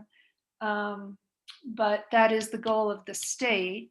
And then I wanted to mention that fortunately, to bolster those soft question exit interviews, Dave was able to send to the DAC co-chairs, and they're going to bring it up at the next DAC meeting, a lot of really robust questions that are going to ask a lot of the questions that we all would like to start asking, because we know anecdotally, we know dozens of students who have switched fields once they get to college. We had, they were weak in math, so they went into humanities. They were weak in humanities, so they went into something else. So we have a lot of people who have switched fields, which is fine. It's, nothing wrong with switching fields, but we want to learn about those kinds of weaknesses with these exit interviews. And I think that's going to be forthcoming if the DAC continues their excellent work. Well, and we invited to, and I think, why don't we come back to the board? Can you give us a little time? And we'll try to get these surveys so you can have a look at them before they're administered. And you can give us any feedback that you think would be relevant there. And obviously the DAC would be a great driver for this. And obviously I'd like to have the college counseling department help drive it too, because my hope is we can find some stuff that's already out there and just kind of tweak it a little bit that will fit us a little bit better as we move forward. So definitely one of the goals we have this year. Wonderful. Thanks. Thank you, I'd like to chime in, Susan. Yeah, do, Dwayne. Yep, sorry. No, that's okay. Airtime for others there. So Sarah, Karen, Charlie, you guys are rock stars. You're thinking about the whole child.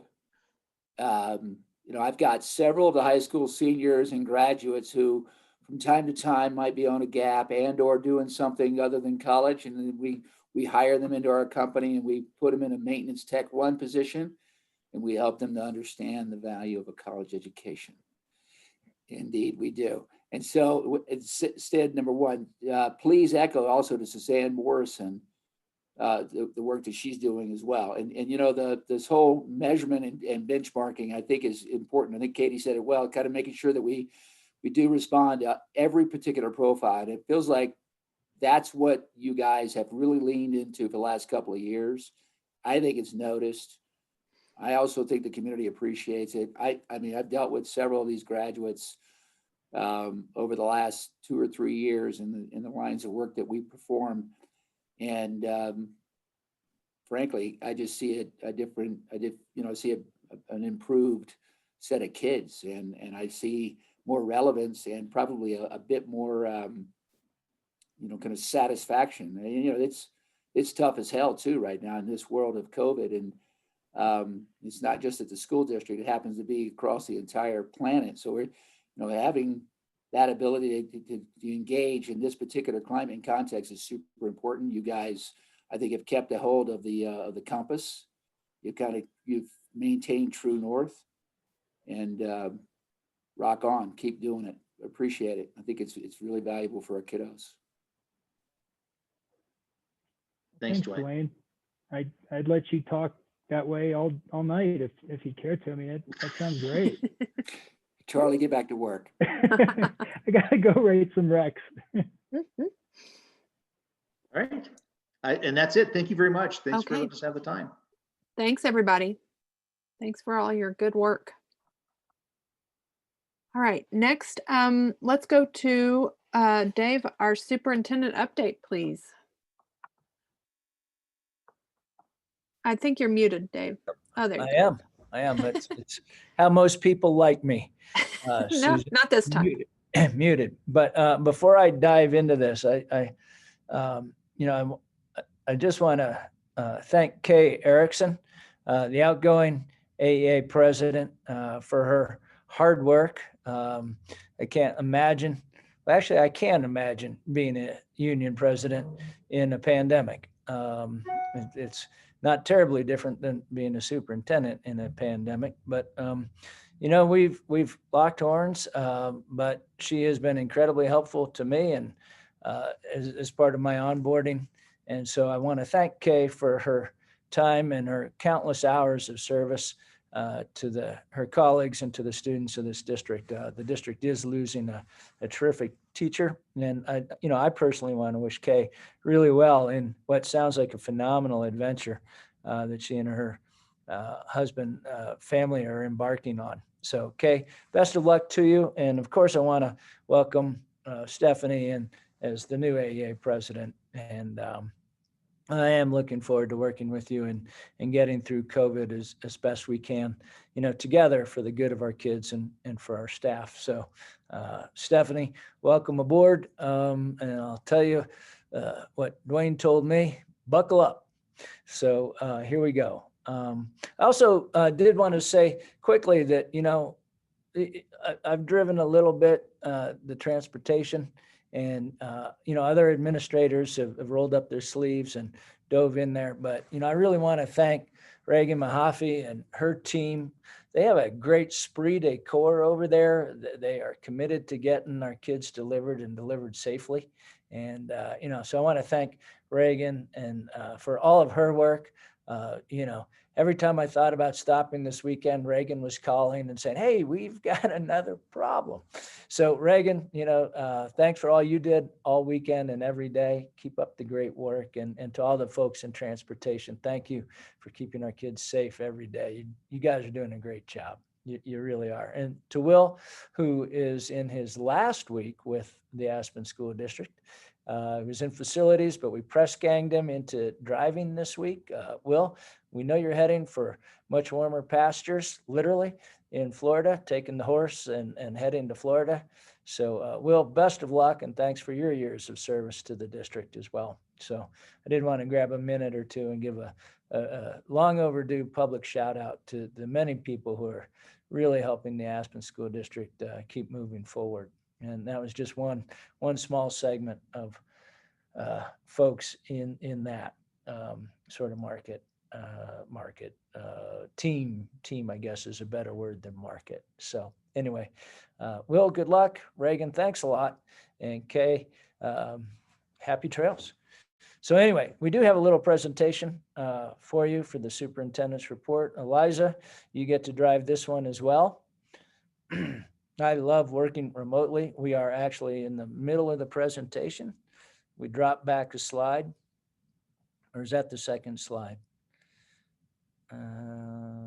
Okay, so there was some question about IB and the curriculum work. Theron and I've been working with Eileen fairly extensively. We've had several meetings. We're hoping to have a tentative presentation for November 30th about what becoming an IB district would look like, what it would entail, what it would cost. We had a tentative meeting with IB America last week. It got kicked to this week. We're meeting tomorrow, actually, to discuss what next steps might look like and what it might cost. So just wanted everyone to know we're continuing to do our due diligence as we look into this as an opportunity for the district, as sort of a guiding philosophy. One of the things that I've learned is that, IB is not like a high-end track. It's a curriculum for an entire school. It's a philosophy even more than a curriculum. And it's a way of thinking about teaching and learning. And it's a structured and organized way of thinking about teaching and learning, which is part of its appeal at this intersection in Aspen School District travels. So we are continuing to work on IB and take a look at that. And I hope to have a presentation for November 30th for that. And next slide, Eliza. Goals are continuing to evolve. Hoping to meet with Jonathan next week to work on that. We're going to continue to talk about refining and improving the hiring process with Dan Bloomberg here. I'm really happy that we're working on that. Obviously, we're continuing to work on opening, and especially in the age of COVID, but continuing to work on our protocols around that. And that's part of one of the things I was asked to bake into the goals. And then, with the passing of the bond, it's clear that this is going to be a huge amount of work over the next 3 or 4 years. And I think that actually has to be a goal for the superintendent. So going to continue to work on that. That's what we're looking at. Haven't had much time to work on them, candidly, but we'll hopefully get a chance this coming weekend, get a chance to work on that somewhat. So I'm going to share with this group some data from our schools on attendance and COVID. ASD testing resumes the week of November 30th. Maybe sooner. Picken County Health, just found out late today, is going to provide us with an additional 2,000 curative tests. So we're going to be able to do some testing of our remote students as well. And then continuing to work closely with Picken County Health and Aspen Valley Hospital. The board knows, and many of the folks on this call know, that we were actually able to open up a drive-through kiosk in front of the high school this morning. And many, though not all, of the people in quarantine were notified about it so that they would have a chance to go get free curative testing, which is, at the moment, that's the benchmark for testing. So a lot of our folks had the opportunity to avail themselves of that testing. So that was terrific. Not everybody was notified. And so we're working closely with Picken County Health and AVH around another testing opportunity. I had requested they do the kiosk in front of the school on Wednesday. They are hoping to have it for our community for free in Basalt tomorrow. I'm hoping to share those details shortly. So there's some good news around the testing. As everybody knows, and actually one of the newest debates in this whole conversation is, right, the vaccine is great, but we as a nation missed a huge opportunity about having accessible, accurate testing. And I really have to thank the team that, Katie referenced earlier, our 2 docs and Nurse Ramberg, who have made testing available. And we have seen behavioral changes, including just a whole lot of high school students who opted out of testing the first day we were going to offer it. So we wonder why they didn't take the test. But so behavior change is really hard for our country and hard for our community. And we've all kind of referenced it, and I'm just underscoring it in this conversation. I wanted to share with the community kind of where we are at the moment. We've had one student at Aspen Elementary School with a known case of COVID. right? And this is a snapshot from today.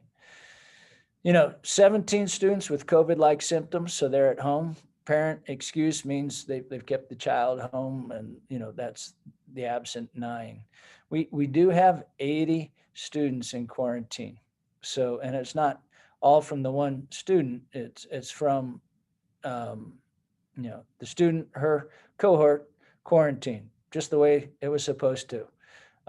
So that worked. And then her bus was placed in quarantine. So even with the windows open, which I can vouch for, opening windows today, we still had to quarantine the whole bus. So, I think, Picton County Health has done a very aggressive job of trying to shut down transmission, and I totally understand, that direction. As a result of, not just the one student, but also a couple of staff that fortunately, don't have COVID. We still have 13 staff at the elementary school in quarantine. And so that's an important data fragment. But, basically all the layers of mitigation, it's suggesting, and Dr. Siebold said last week at the Board of Health meeting that, our schools are among the safest places to be. And we're working on trying to make them even safer, even as we have this conversation. So that's the elementary school snapshot. Eliza, if you'd pop to the next slide. Aspen Middle School, roughly the same number of students. We had 2 students identified through our internal testing, both asymptomatic. Both of those cohorts went into quarantine, just the way we were supposed to. And, to Miss Valentine's point, it helps to know, right? And we've long thought that asymptomatic carriers were spreading COVID in our communities. So here we're finding out who has this. Long story short, though, we've had a lot of students go into quarantine or opt for remote learning in Aspen Middle School. We did have 35 students out today, and I hit several middle school bus pickups with absolutely no students there. So we get it. It's a tough time, and every family has to make that call. But we're fortunate to be able to offer sort of concurrent learning in Aspen Middle School. And the teachers are working really hard to deliver it. And, this was not part of their training, and they are working hard to figure it out. And so, to the teachers that are teaching concurrently, thank you. We know it's not easy. But I'm grateful that we have this opportunity to at least take a stab at it. Again, when you look at Aspen High School, you can see why they're in remote. They've got 26 staff in quarantine. The students with COVID, you've all heard about, have Halloween and athletics and things like that. So, we went into remote when students were still kind of processing the aftermath of Halloween. So again, that whole social gathering thing, as a community, if we tighten our belts, we can get through this and hopefully get to the time frame when the vaccines are going to help us out and get back to more of what we're hoping for in terms of real schooling. I am asking the board to support my recommendation, which is on the next slide. I believe I'm asking that we take Aspen Middle School remote on Wednesday. This is due to the large number of staff in quarantine. We're working razor thin margins to quote a teacher at Aspen Middle School today. It was, open and by a thread. Return to in-person learning to be determined the weekend of November 28th and 29th. If there's too many staff in quarantine, we're going to have to remain in remote. In conversation with leadership at Aspen Middle School, they really wanted to give it the old school try today and really try to give the teachers some time to prepare to pivot to remote. more remote. I mean, we know they've all been teaching in remote all along. And so, we did try to open today and tomorrow for in-person learning, and then go to remote for the rest of the week, and then see where we are after the holiday.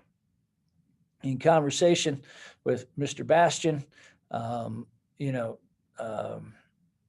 there are quite a few kids in quarantine, the vast majority are still in school, and they're still, based on my sample today, which was admittedly small, the kids are loving being there in person with their teachers, and had to ask a couple kids to pull up their mask, no doubt about it. But, it was the end of the day, but they love being there. And, there's no research that says closing the school down will help prevent community spread. And in fact, there seems to be a fair bit of research that, when we're implementing our layered safety plans, that community spread within the schools is not happening. And, quite frankly, the schools are probably among the safest congregate spaces available. Aspen schools are at the moment among the safest. So, my recommendation is to remain in person in Aspen Elementary School through the end of this week. And then on the 28th and 29th, the leadership team will come together. We discuss next steps with local health authorities, and we will make an announcement at that point as to the status of these two schools. As you know, Aspen High School is in remote learning through at least December 4th. It would have been perhaps this is a tough place to be. We knew winter was going to be really hard. We didn't know it was going to be this hard. And, the lessons we've learned from a staggered opening is helping us at this point in time. If nothing else, next year, if we're still in the same COVID boat, we need to open more aggressively and get more kids in school sooner when the weather's better, right? But that's next year, and that's another bridge we'll cross when we get to that point. But that's my next step proposal for this evening. I think it's in the best interest of our middle school students and faculty to go to remote Wednesday. And I think it's in the best interest of our students to go to, for the elementary, to stay the course this week, see where we are with community numbers in conversations with local community health as well as doctors. We know the numbers are rising. We get it. We're watching it every day. And but for now, that's my proposal to finish out this week. Steve, I have one quick question on that presentation. You didn't mention the number of staff members in each school that have tested positive for COVID? So we have no members have tested positive in the elementary school. We've had high school. I think it's 2 high school teachers have tested positive. No, two high school staff members and a substitute have tested positive. And I will say it does seem like we have a lot of adults in quarantine, which is very different than testing positive. And generally speaking, though not always, many of the folks in quarantine will not develop symptoms or test positive. I think we might have a couple at the COVID that are looking like they may wind up testing positive. And so Explorer's room will be closed again tomorrow as we continue to evaluate the situation. I did want to make that announcement. I did just get that a little while ago. So just 2 high school and 1 sub, is that correct? We have found one staff member at the high school who tested positive, one substitute who tested positive. A number of people are being tested because they have developed some symptoms. I'm pretty sure that's it. So as a district, we have only found 4 students, 1 substitute, 1 staff member, 1 substitute, 1 staff member, and 2 students. That's it. Yes, we have found 2 middle school students, 1 high school staff member, and 1 substitute. And just so everyone knows, how many of those positives were a result of the testing we did in terms of identifying, hopefully asymptomatic if they were there actually doing the testing, because it's only asymptomatic testing. How many did we identify overall through our testing programs? Well, everyone who has tested positive, asymptomatic when we tested them, right? They did not have COVID-like symptoms. We did have 2 staff members develop COVID-like symptoms, develop COVID symptoms after testing. But last time I checked, both students are still asymptomatic.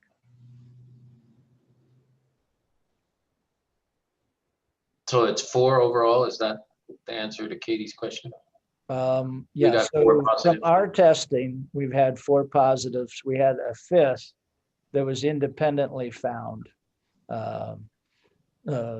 She had COVID-like symptoms and then was tested soon thereafter and promptly shared with us the positive result.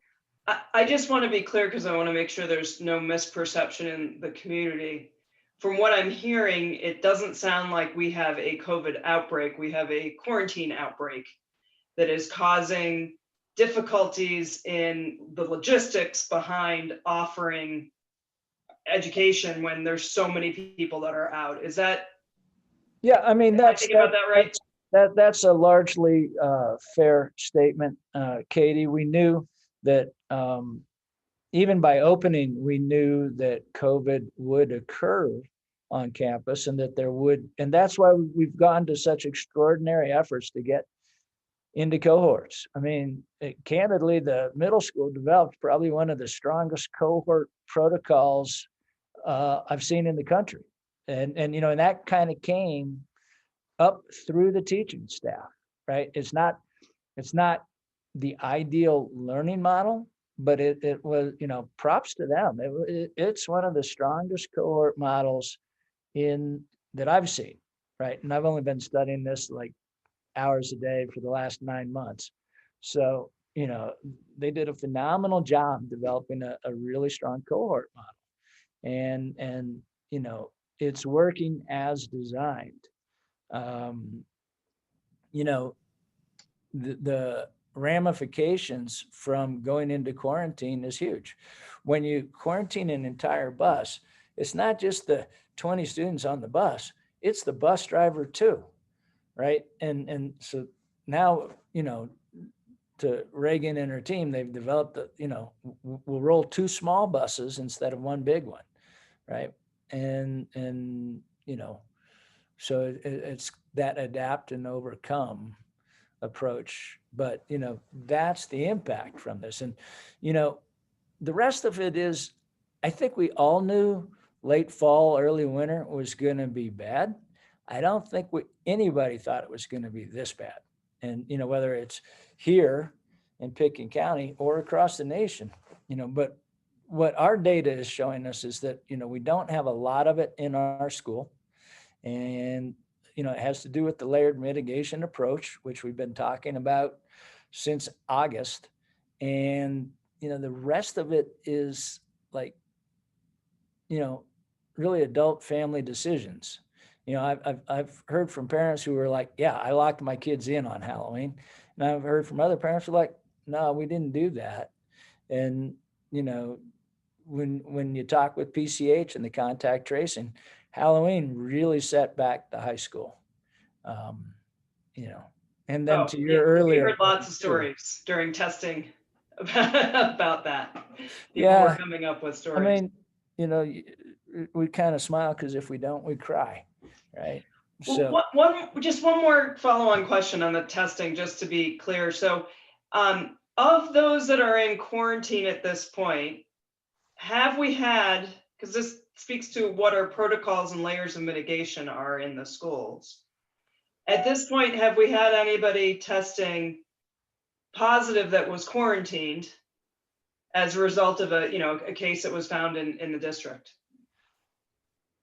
not that I'm aware of, but I haven't had a chance to touch base with Andrew Bear from PCH today or Elise Dreher, who are kind of watching this like hawks. I don't think so.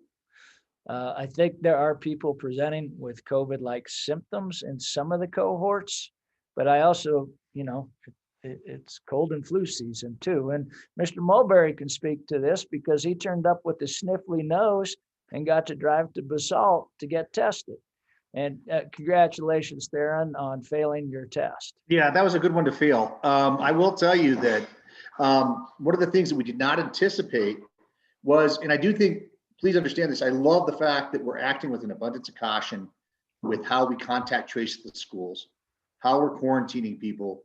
I think that mitigation strategy is strong. It's supported by Pickens County Health. It's delivered by our nurses, but it does have an effect on teaching staff, and it does have a huge effect on our ability to remain open.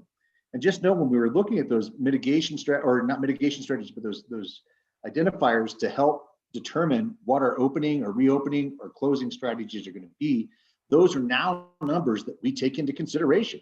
Quarantines, number of positive cases, which before we didn't have that kind of granular look at how we're being affected by that. And I got to tell you, a lot of this has been born and driven out of our testing that we were able to do. It really created for us that kind of a data picture that we can really steer the ship on how we open and close. And just hats off to all the schools in their quick reaction to making this happen. And I think we really mitigated what could have been an actual outbreak, is what you were describing, Katie. Because otherwise those folks would have been in school and we wouldn't have known about it. So definitely kudos to this testing team. I have a couple And questions. Katie, I did forget, we did have an employee in the district office test positive. And that's part of what managed to get quite a few members of the district office staff get their tickets punched into quarantine playground. And I know it's no playground, it's not, but it's been mighty quiet up here for a while now. And, I got a question. So if only one student in AES has COVID, but we have 13 staff quarantined, how's that working? Because we really only have 2 staff members that are quote unquote could be potentially exposed to that student, right? Because they're a cohort of their own class plus a bus driver is the other one I'm potentially. right. So there was another presumed / potential positive case that affected another grade level, affected the adults in the other grade level, across the grade level. So those were the other adults. And then the other thing we're finding out, and Theron's been working on this relentlessly for the last couple of days, is that some of our paras see numerous adults. Right. We've had just a convergence of circumstances. At different schools, you have adults that are exposed out in the community that can be quarantined. You have adults that are exposed to one another because of the nature of their job duties, in particular, like a parapro that can see several teachers during a day. You have just some incidental contact of adults that are occurring like that. So we do end up losing a lot of teachers with those strategies. One of the things that we've looked at for the future of doing this is making sure that as we start to constrict the regulations or the amount of contact that we have in the buildings with the type of schooling model that we're using, we're also going to restrict how the staff interact with one another. Just making sure that we have all of those things aligned are going to be very important. So definitely a look that we're having, and talked to Dr. Art about that this morning, is just how do we deliver those special services models without having our traditional modality of having those teachers go classroom to classroom to classroom. And so we've already come up with some mitigation strategies that are going to work for that. Also protocols for subs. We had subs that went to 2 different schools. And so so there's some things that we've learned from here that we can do a lot better in the future when we start talking about how we utilize the adults in the school. So Theron, I think you kind of alluded to some of that adult interaction was outside of the school, not just interaction inside of the school. I'm not a contact tracer, but yeah, probably there was some adult interaction outside of schools. Well, can we get those numbers? Or, I'm assuming we know because we're quarantining people of the staff that is quarantined due to exposure to a student or another staff member, right? Since that's, don't we have to fill out the form and get that into the contact thing, or how does that work? Let me ask the question, of the 13 students and staff quarantined at the AES, how many are due to the one student with COVID? 2 or 3, Jonathan. So all the rest is coming from people Sort of getting adult interaction, right? Okay. And outside of the school. well, in some cases, yes, and then in some cases within the school. Well, and just the other part of this too is just making sure that people don't come to school with symptoms. We've had some of that too. Yeah, no, okay. Well, that we've got to make sure we're getting taken care of. I would love to know how many people are actually filling out the form as a percentage of our student body. That I think that's a consistent data that I would been asking for and would like to see. I know it's probably, I've had to do it before, so I know it takes a while to get the thing up and running, and not everybody's so good about filling it out. But I would recommend doubling down on that and making sure people get it done. There's another thing I also saw when I was traveling, which is, and I'm going to lose track here, but basically they have the face, there's stands to take your temperature really quick for coming in and out. And then there's also a wrist thing. So that's something you could investigate into other options, just as far as symptom checkers and making sure that that catches that part of it. But so then at the middle school, just because I'm wondering, where we have the highest level of quarantine and staff and all that kind of stuff. So there it's a little more problematic is my understanding, because elementary school is the easiest. So basically we had 3 people, and then all the rest is either due to adults bringing it in from outside and then having protocol, or, just whatever it is that, everybody's doing in their day-to-day lives to get exposed. And, there's a virus out there and that's what happens. I would just say it's pretty consistent with what I've seen, is that when you're opening things up, people are much more careful in the environment at home, and that or at work or at school or whatever, wearing a mask all the time. And then at home is where we've seen most of the incidents are actually contracted and people bring it into this environment. So again, it's just coming back to that point. Everybody needs to be really cautious on those things, and especially coming with Thanksgiving. But then in the middle school, then how many is it? If we have 20 staff in quarantine, but only 2 students with COVID, how many did we have to quarantine there due to that? Well, this is not dissimilar to the conversation we just had with the elementary, about the elementary. Okay. So so schools are designed to pull people together.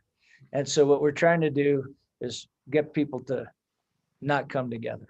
And so we had sort of kind of we referenced the substitute teacher who came in, and she sought guidance from a number of different adults. And the new criteria from the CDC is if you exceed 15 minutes of contact in 24 hours, that counts as a contact.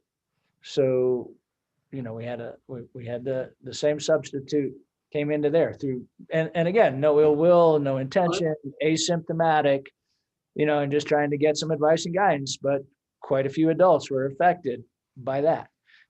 You had a couple of adults in one of the classrooms doing some stuff, and so those expanded out. And then you had same in another classroom. You know, that's kind of how that happens. Katie talked, or Susan talked earlier about how we're a very close connected community. Well, schools are that to the 10th degree. And so that's our challenge, is to get people to not share meals together, to distance, to not hang out in an office. Yeah, I have Jonathan, just a couple things. I had a conversation with Jason. Right now we have 50 quarantined and the rest are choosing to be remote at the middle school. That's the student quarantine numbers. Is Jason just giving me a correction that he sent to me? So there's 73 choosing to be remote. So that's just what a correction that was just sent to me by Jason. He's watching. He can certainly chime in if he'd like. The other thing is, I'd just like to point out with like that, let me give you, this is typical of a scenario. Two people in one classroom were quarantined due to a positive 8th grade student. 2 were quarantined because of contact with a sub. 1 was quarantined because he traveled home and his mother tested positive. So we have lots of people that have different reasons. And even though we're assuming that they're all from one event. And you also have to understand that these occur over time. The quarantine period is over 14 days. And what happens is it starts to pick up speed and you have overlap of quarantine periods for different exposure sets. And so that's what's creating those numbers. And unfortunately, 2 weeks of quarantine is a long time out of school. So you start to get a very large cumulative effect as you start to have multiple exposures going through the system. And yeah, go ahead. Why are people getting so much exposure? Are they just not complying with the regulations or the recommendations? So myself, somebody that had an exposure, we were completely in complying with the regulations. But if you're in a meeting for over the 15 minutes, even with all the compliance measures in place, socially distant, you still are quarantined. One of the things So we've learned, okay, but so I can understand. Sorry. Okay. Because it's really high. So I mean, it's just surprising that we've had so many that have had to quarantine. So my understanding was, but the CDC guidance is, if I go to visit you in your office there, and we're sitting there 6 feet apart, one of us on the other side, and as long as we're social distancing, and we're wearing masks, then unless we're less than that distance, then it doesn't count as a contact. Now, I don't know if we're managing it differently here. Well, it may be, go ahead, Dave. I don't know if you want to chime in or not, but I will tell you this. We are. And if you remember, our entire kindergarten crew of teachers were quarantined because of a suspected positive, I believe it was. But the reports from them was that they were well over 6 feet, fully masked. But we're being told that the masks don't matter. That if you're in a room, even with masks on, even at greater than 6 feet, they're quarantining us. So that's been a robust conversation, because we're kind of Pitkin County Health. Well, yeah. Right, Jonathan. So they make the determination. Just to Dave's point, we're not making the determination of who gets quarantined. Those decisions are being made by Pitkin County Health. My own exposure, I can speak to that. Everybody was masked. I think we went over 15 minutes in a 6-foot socially distanced meeting, but I was still quarantined. And just know that can occur, and that determination is made with the abundance of caution from Pitkin County Health to make that happen. And so, I mean, that's why you're seeing the numbers that you're seeing is that Well, then. nobody's that's not right. going around without masks. I think I want you to make sure our staff is doing a very good job of complying with the mask regulations and the social distancing regulations, but that doesn't necessarily preclude you from being quarantined. So, I mean, basically, it sounds like, and if I'm saying something wrong, just tell me, please. It sounds like Pitkin County Health is going above and beyond the Correct. CDC recommendations. I'm not going to say that, but I mean, Well, we just but follow their based on directive. what you told me, I mean, I've read the CDC recommendations, and so and we use them when we operate, and that's kind of our operating principle is this is it. Here's the definition of the CDC, and if you're not complying with that, you're out. But if you are complying, then, then you follow the protocols and then you go from there. But anyway, so then I guess the only way around that, Dave, and this is going to be my suggestion, is I would change the operating procedures at the school. And and just tell people, look, no more meetings together in offices, hook up to Zoom, even if you're next door. And, eliminate the group meetings, because otherwise you're going to have a really hard time operating if you don't have clarity about what the parameters are, and then, they come back and they're overextending that. So I think the only way you can do that, the only way you can react is to, kind of limit that interaction as much as possible. And that's the only way. And also, the staff, I'm sure they don't want to get quarantined unnecessarily. So I would just make those suggestions in changing your operating procedures. Yeah, for sure. And we're looking at that. And Elise is on the call if you guys want to hear kind of a boots on the ground approach there too, about how they do that.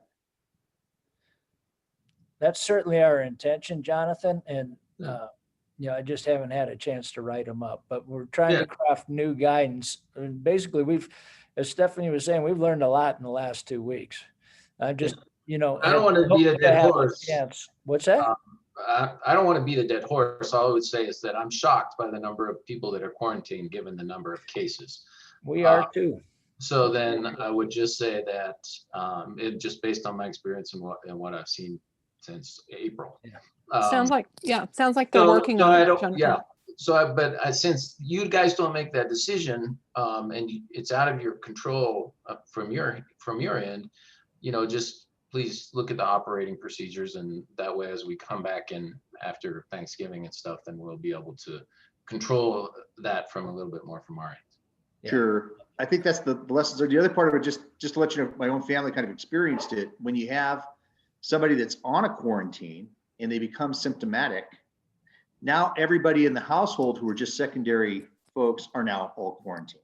So it creates, you have lots of domino effects that may not be particularly tied to a positive case, Jonathan. So that can be another way that can happen. So there's a lot of numbers. There's a lot of ways that can be, but Elise is on the call if you guys have specific questions about that. Another case in point. Sorry, go ahead, Elise. No, I'm happy to chime in if there are specific questions. But while you're Go ahead, thinking Dave. of questions, let me share with you that some of that number of quarantined staff or affected staff is because their children are quarantined, right? So we have quite a few staff members who have children in 2nd, 5th, and 8th grades who are directly affected, right? So, those kiddos are on quarantine. Well, somebody's riding herd on those kiddos. And it's often our staff members who get to do that. President Nixon being one of them.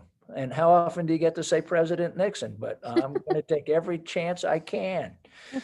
I like it. Sorry, Steph.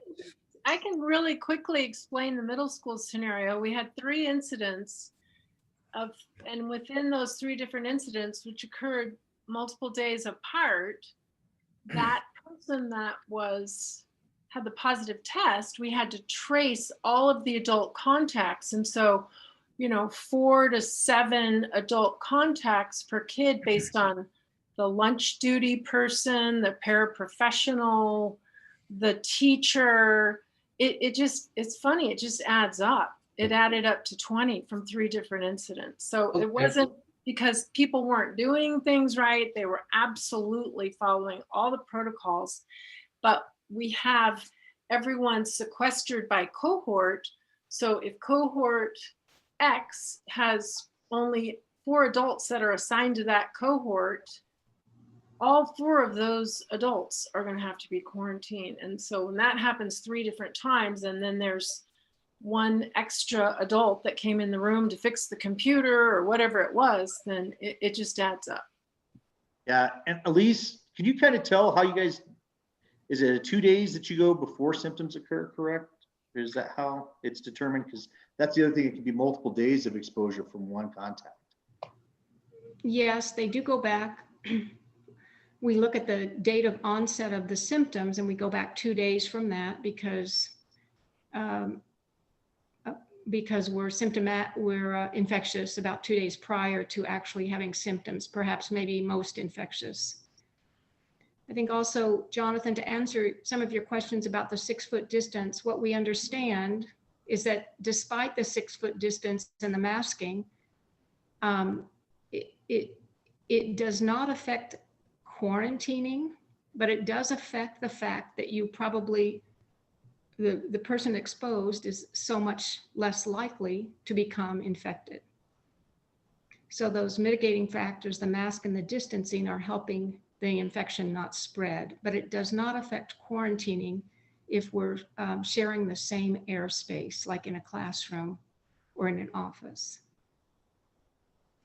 if that helps. Yeah, I guess it's just, it's different. Because it sounds like if somebody had tested positive who was in the classroom in the morning, we're quarantining the adult who was in the classroom in the afternoon. No, that's not correct. Is that not correct? No, Okay. no. Maybe we should have a separate Offline. conversation, because it sounds like we're kind of getting into a lot of nitty gritty here. So Jonathan, if you wanted to. My recommendation is, just goes back to the same, independent. I think it's just kind of like understanding where those adult-to-adult contacts are and basically looking for ways to completely eliminate them. That's my only recommendation that I can give. They've like no meetings, and just however you can continue to work on that. So that's it. So I'll be quiet. The only last thing I would consider or ask is, in the middle school, did you guys think about leaving 5th and 6th? Did you guys? We did, Jonathan, and it's an ongoing discussion. But at this point, the whole school is spread so thin. The 3 days, and they're pretty good, as Stephanie was saying, they're getting much better at the online instruction. And so, with 20 people out, we're running pretty thin. And, if this weren't a pandemic, we could redeploy other resources from the district in there, but we have to be real careful about that for the reasons we've been discussing tonight. So that's the recommendation. The AMS is, to their credit, been working really, really hard to make this work, and we appreciate that hugely. But they're, as I said, they're spread so thin that, it's 1 or 2 people away from being not a good place to go to school. Understood. I support the recommendation. I understand that the staff is thin, and my only other recommendation would be to look for those parent or adult-to-adult contacts and how we can effectively eliminate those in the way we're operating as much as possible, so we're not getting such high quarantine numbers with such small positive number of cases. Well, and we are going to address that. We've been trying to work on that and get out new guidelines, as it were, around sort of adult contact. But we are, the biggest thing, and Theron brought it up earlier, was, stressing again and again and again, if you have symptoms, don't come to work. We'll figure it out, but don't come to work, because the ripple effect was far greater than anything we had anticipated. And that's something that it's just been snowballing basically since our last board meeting. So we don't have in the schools, we don't have a COVID outbreak, we have a quarantine outbreak. And it has a cumulative, like, it kind of takes your breath away. But then, like Liz was saying, it's 3 separate incidents, and then there's 3 or 4 here, and then 4 or 5 there, and then 3 or 4 there, and next thing you know, you're at 20. And so that's the recommendation for this evening. No, and we fully appreciate, I know all the other board members do all the efforts and all the stuff you guys are going through, and the hoops we're all doing to keep everybody safe, you know, I mean, because that's what this is for. So, you know, the idea is to keep everybody safe and to keep school in session. And I know it's not an easy balancing act. So I definitely appreciate all the efforts by everybody. Great. And just continue. Hey, to Dave. Yep. Dave, if I can interject here. Dave, you tracking here? I'm going to pull you back out from that detail there for a second. I'm going to come back to your report. I'm going to ask you a couple of questions that came up during public comment. Number one, we heard during public comment, admin is telling teachers not to worry about online instruction. What say you? Well, I think that was said, but it's been sort of decontextualized. Dr. Mader was explaining to me why that was said. It was anticipated in the school model, and it was said that most of the kids were going to be present and there'd be 1 or 2 students who were going to be online. What has happened is that many of the students and families are voting with their feet.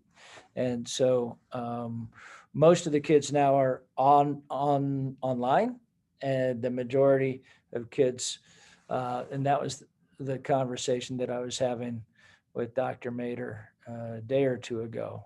Can I just chime in a little bit?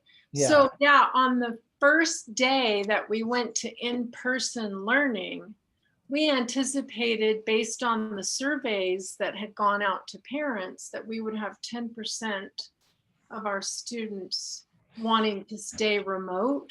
And we were very overwhelmed and surprised by the number of families that wanted to stay remote. And our teachers asked us, what should we do? We aren't prepared for this today.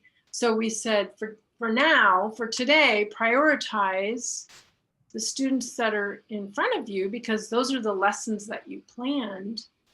And within hours, our teachers had figured out that one member of the team was going to have to be dealing with the remote learners. And so we pivoted quickly.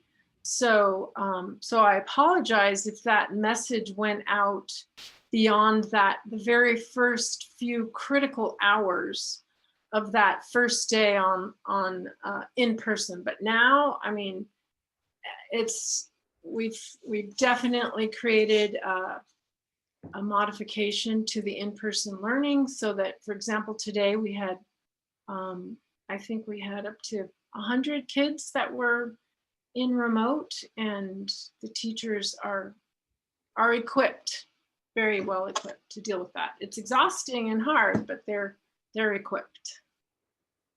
That segue, thank you, Liz, thank you. And just as a side note, I literally, in the course of the last 90 minutes, I've had 3 different texts from community members echoing, or if you will, questioning that accusation, that description of the message, and your explanation of the message is helpful, but I can see also, as you described, how someone might take it out of context. But here we are on November 16th, Monday, and it's frustrating that somebody would continue to kind of twist it, which leads to the second question, Dave. During public comment, it was raised that there was a claim that there's insufficient time for online preparation for the teachers. Again, it's tied to the first question. So can you give me some of your response and your perspective there? Well, time is the golden commodity in schools. But, you know, we've known this is coming for a long time. The teachers at the elementary school, you know, have a lengthy prep time at the end of the day, over an hour. And, you know, and yes, they're planning for the next day, but they also have some time to plan for remote learning. And again, you know, I saw what Mrs. Lowe sent out to the staff. It was reflective of them addressing this over time, and they've been working on it. You know, I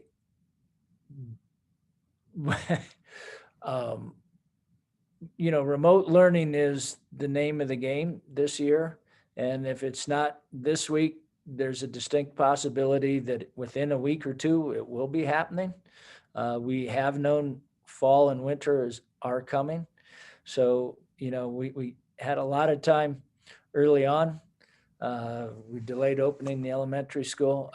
I think we have to kind of figure it out with the time we have.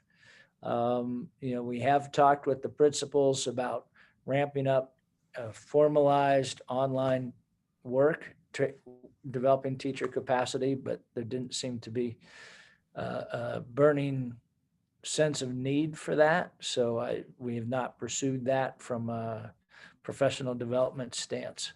So I think, you know, everybody would like more time, but this is the time we have, and we need to move forward, and we're doing much better with it. And I believe Sarah and Chris, I don't know if they're on here, but I believe that, you know, overall, you know, yes, we can be better, and yes, we'll get better, and, you know, see, we're working at it. But I think we have the time. Agreed. I don't think you need to punish yourself nor anyone else in the district in the chain of command on this particular point. It's almost a rhetorical question. It's like, yes, we understand and agree that we wish we had more time to prepare in certain delivery, different models of education and how to help the kids. And by the way, frankly, we had the opportunity kind of a OJT to start online preparations back, I think, in the middle of March of this year. And so I know that there's roughly 140 kids in our school district up at the community school has benefited from a lot of preparatory, and they started on August 26th in some level of online, and then a hybrid, and some to a degree of full in-class preparation. My last question for you, Dave, during your section here, I just wanted to follow up. I heard a couple of, I'll admit, some down valley athletic department rumors that I hope that you can help me to dispel. And this is a bit lighthearted here. I'm trying to give you a little bit of cause for a smile.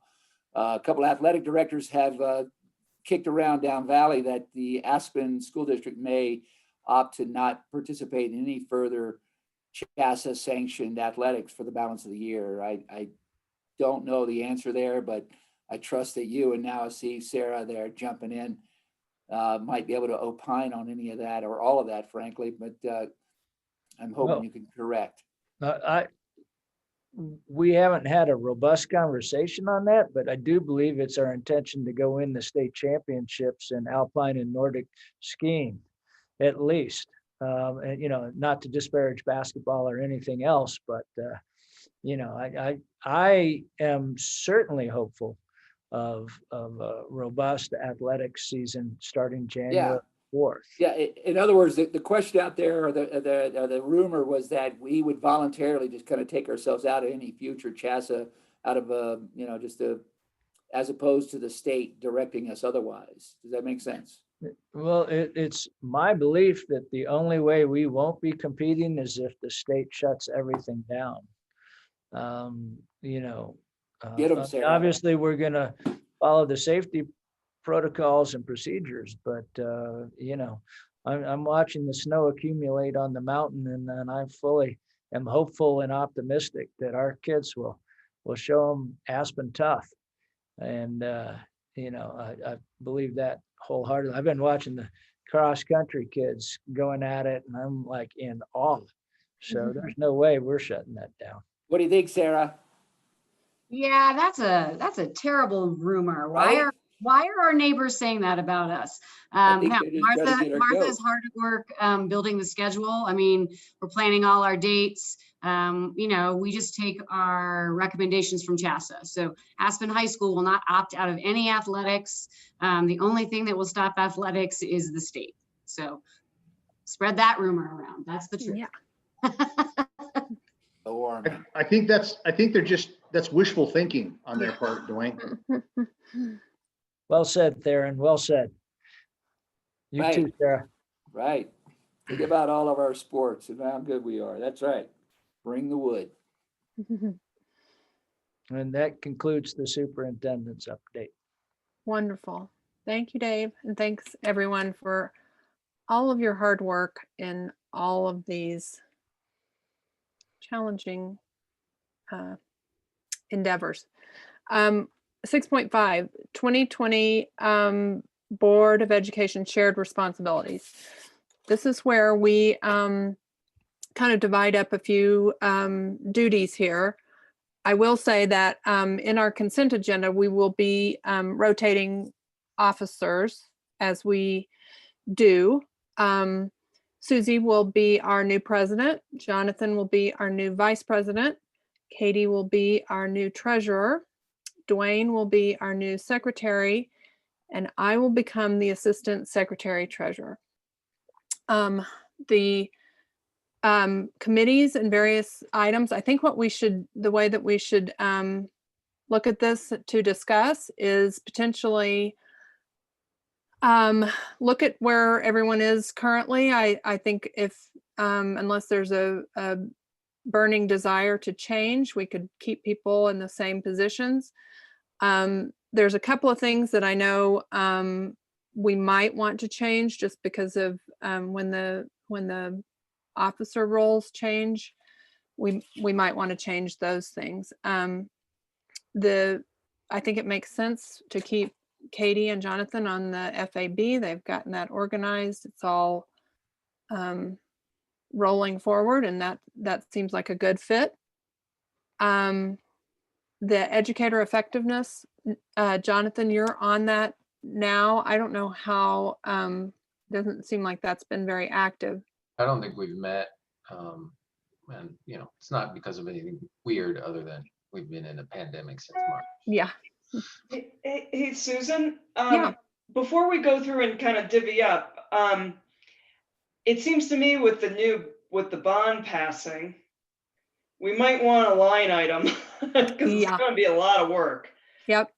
Related to that. I mean, I know the FAB is going to help with some of the diligence and reporting and stuff, but I think that's a good idea.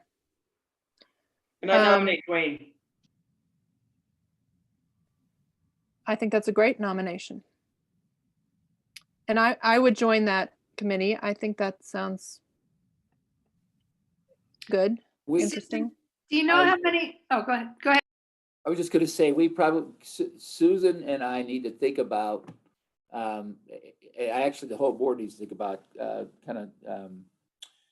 tenure and making sure that folks are on these particular, like that bond and that particular platform that Katie suggests.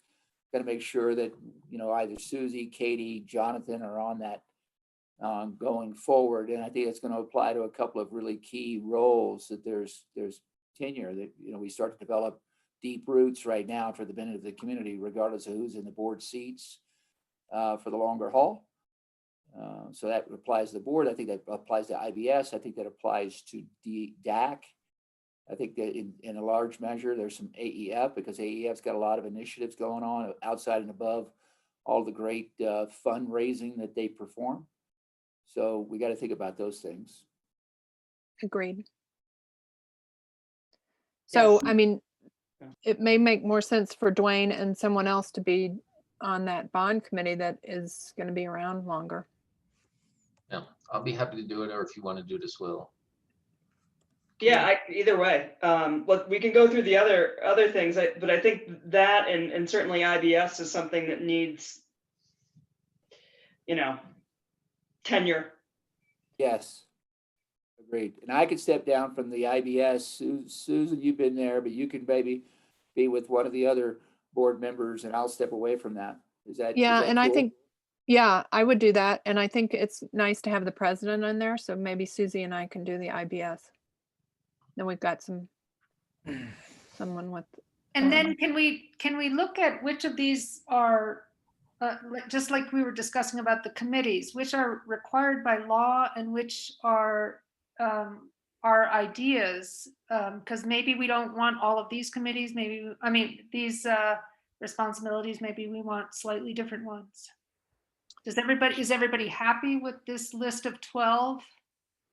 I mean, I guess the ones that I think are not necessarily,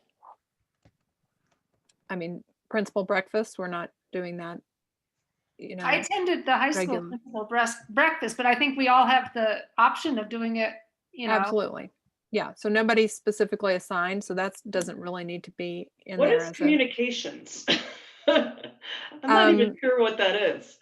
Well, I think in the past, what we've wanted to do is have a couple of board members just really focus on communications, and that's with the community. And I think that's going to be important with the bond. I mean, it's not that it's not important. I guess we just have to decide how we're going to attack that a little bit. I think we need to hire somebody in that capacity. Take it off the board's plate. I mean, I don't think the board's responsible. It depends what we're talking about. Are we talking about communications just from the board, or are we talking about any kind of district-wide communications? I mean, this would be only the board. Yeah. This would be only from the board. I would probably remove that if everybody's okay with that, because we've got the bond update that we're adding, which is a lot of communication. Unless anybody objects, I think we got a lot of communication going on. Anybody think Maybe. differently? Do you feel like you need the support at the board level to make sure we're communicating what we're doing, or do you have a plan for that from the district perspective? Well, communication is one of my goals. And I do think that we need some staffing help there. And I've been in conversation with Dan, and you know, we've got we just haven't had time to really kind of put together a proposal for the board, but we would like to do so. And we think that, you know, it would be a staff position to help with communications, to help the schools with their communications, to help, you know, maintain and refresh our websites, as well as improve our social media presence, because it's pretty rudimentary at the moment. So I do think that it should be a goal, but I'm not sure it should be like I don't think that's something that the board should have to worry about. I think it's something you should task us with. Okay. That seems reasonable. And then you will let us know how we can help as well. And I mean, the board itself, we do have to do communicating, you know, on our own from time to time, but there doesn't need to necessarily be people in charge. And we already have a FAB committee. So do we need this listed here as well? That's who it is. Yeah, that is the FAB. I mean, that it's also in our GP7 Yeah. policy. We want it in both places. Yeah, that's two different things. These are just the board members that are going to be actually serving on that committee, where we specify which board members. Okay, so student liaisons, we do not have them this year. Unless there's, you know, someone who has energy or inclination to try to kind of rekindle that, we could table that for. I think it's a tough thing this year with the community going in and out of being in person, but I would suggest we leave it for the following year, or for when we're back to more normalcy, so we don't forget about it. Okay. It's a hard ask now. All right, DAC, let's talk about who Susie and Dwayne are currently on the DAC. Yeah, I mean, I've been there for a year before Sue, so about 3+ years. And if somebody, I mean, clearly, you know, Jonathan, you came from the DAC, there's a lot of institutional structure there. And I don't know, you know, Susie, you and I are on there. I'm happy to carry, but I'm also happy to give some space to someone else. Again, you know, making sure there's some continuity going forward. The DAC just has a really tough meeting time for me. That's the one. Okay. And, you know, when I looked at my schedule, it was just always a conflict with something. Right. So that was, I mean, I would love to do it, but that's just the. Susie, how you feeling? You feeling pretty good with it?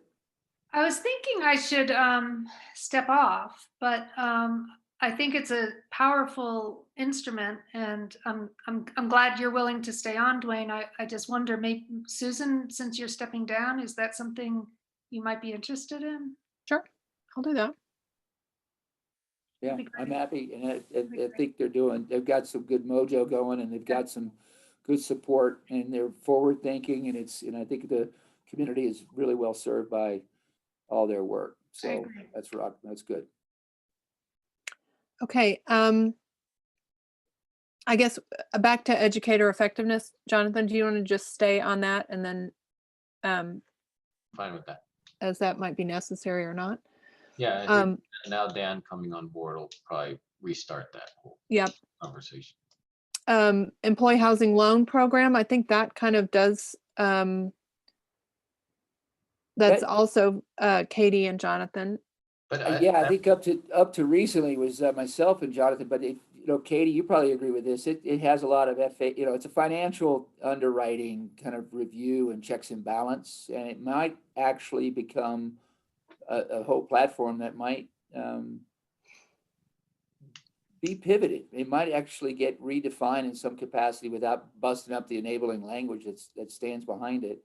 But FAB might be able to, you know, work with that, or at least tweak it and further optimize that. Yeah. Yeah, I mean, I think you're onto something there, Dwayne, because I think to me, the employee housing loan is just a really small portion of the whole employee housing issue. That we have this concept of, you know, doubling the amount of housing we have, but the program needs some revamping, and Linda needs some help with that on the financial side. So that was something that was kind of going under the FAB in terms of setting up strict parameters and consistency and all the stuff that we've heard from so many people that are issues with the program. It's kind of written into the FAB GP7, whatever. The housing isn't. It could be as part of the FAB. I would actually recommend either canceling this thing or revamping it and giving it a wider scope to help with answer that question about how much housing we need, what changes need to be done to the current program so that it's sustainable long-term. So I think that makes sense to have a separate, just general housing. Yeah. And then get members on it from outside the community that can help us and start, you know, helping with that other stuff. Susan, you may know this better than I don't particularly recall. I thought that there was some enabling voter-enabled language that governs how the money's supposed to be used. I'm completely in agreement with what has been said thus far in terms of repositioning and redefining, but I just want to make sure we gotta yeah, and I don't know that they were suggesting that we use that money for anything different, although I think we did determine that it could be used for other housing, you know, acquisitions. It doesn't necessarily have to be used for loans, but I think the thought was we could have a group that was focused not just on this loan program, but on other housing. Does the loan program have a requirement for a very specific committee that has to only do that in any way? Right now, that is a committee under our GP7 that, yes. Okay. And so. But it's a legal requirement, or it's just we decided to do it? We have it in our policies because we got the money for this employee loan program years back in a.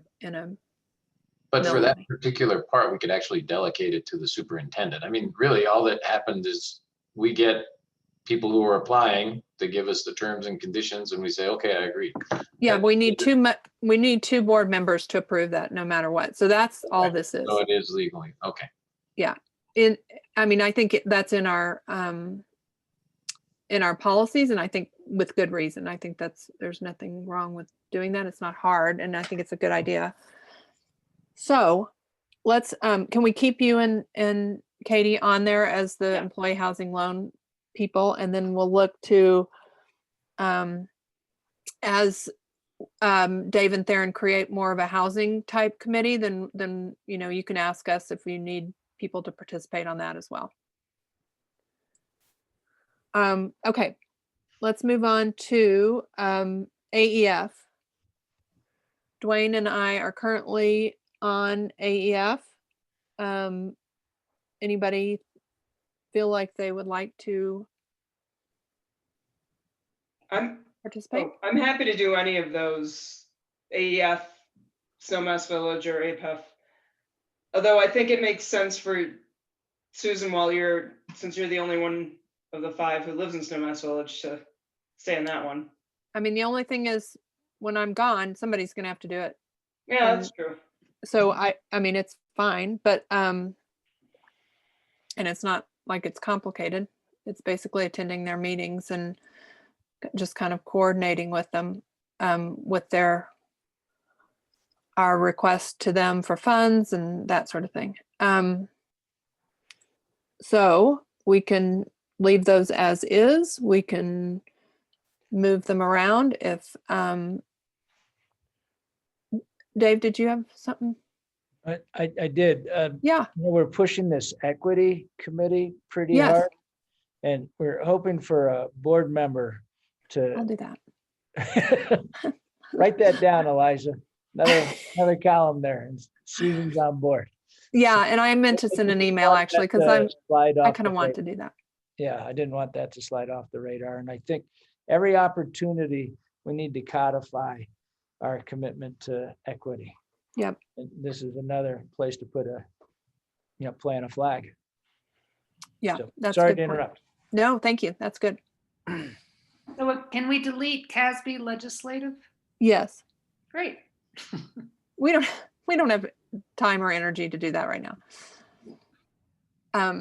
Or ever, but I won't speak for the future. You all go for it.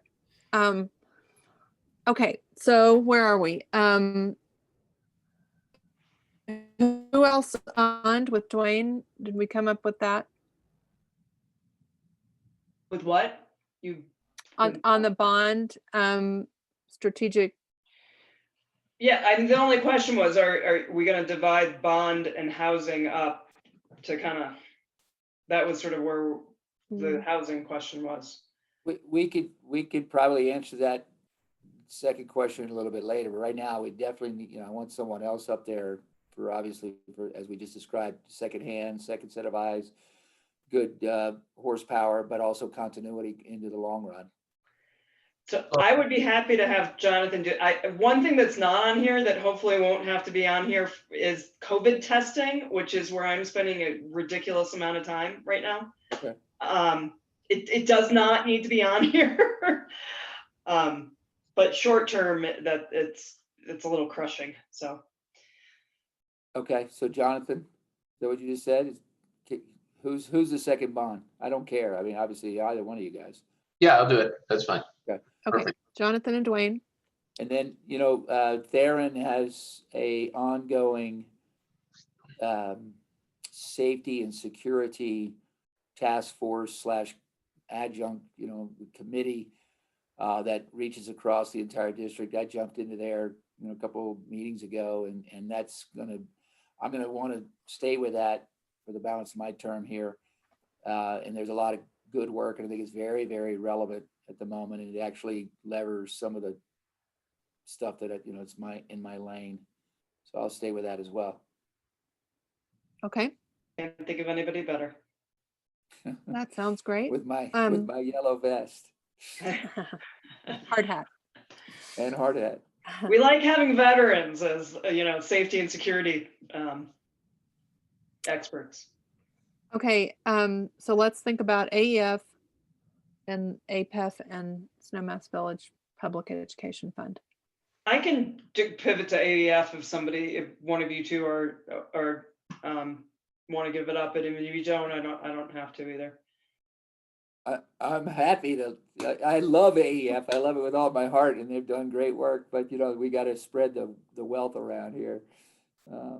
I'll stay with APEF. I mean, I don't have an issue with that. Okay, Jonathan? Susan, how's this, I'm not watching the scorecard. Is it staying relatively balanced? No, Are you doing it real time? Susie, you doing it? I Well, think I was wondering if, Susan, if you're gonna do DAC, if I should do AEF, or Sure. I could stay on DAC, one or the other. Well, I guess you choose. What would you like to do? Maybe we should switch. Okay, why don't we switch? Why don't you take DAC and I'll take AEF? Okay. Right. Okay. All right, and then so then we've got Snowmass Public Education Fund. I'm happy to do that. I might bring somebody in, it's really only 1 or 2 meetings a year, and I think if 2 of us could do that so that somebody else has got some continuity, that might be good. So Katie or Susan, do you want to? Susan. I would be happy to periodically come. Yeah, and ditto. Why don't we rotate between one of us coming with you? How's that? Okay. So Susan, Katie, Susie. Okay. Is that it? Do we have everybody kind of spread out pretty well? Eliza, does that look reasonable? Yeah, can I confirm who's on the IBS negotiations committee? Susie and I. Okay, perfect. Thank you. Okay. Everybody good with those? Well, I can't see them. So Well, so what, maybe Eliza, let's bring that back to next meeting's consent agenda so that everybody can look it over. And then, so we'll take that off of this meeting and bring it back next meeting. Okay, everybody feel good about that little conversation? Okay. Our action item GP8E. I don't think we have any meetings to move around, but one thing that we should talk about on this is our just the sort of the status of board meetings in either hybrid or in person, and how we are going to do that. And I know that Chris Durham had sent a proposal that he got for setting up our meeting room very elaborately, it sounds like, and quite well for to do both in person and remote at the same time, a hybrid type meeting.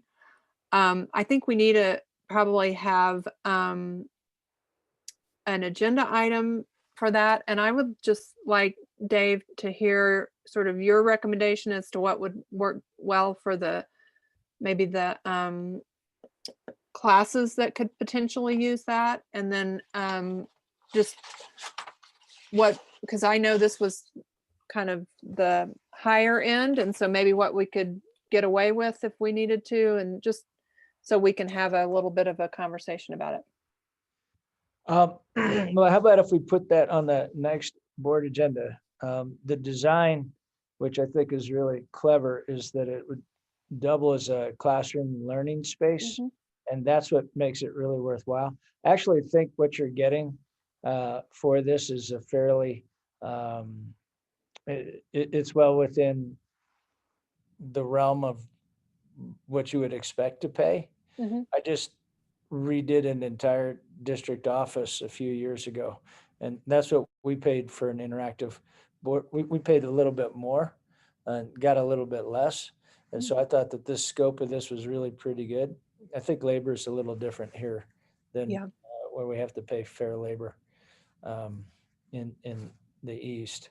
But it seemed like it would achieve the goals to keep our community engaged, because it seems like we're getting really good community engagement through, sort of remote board meetings.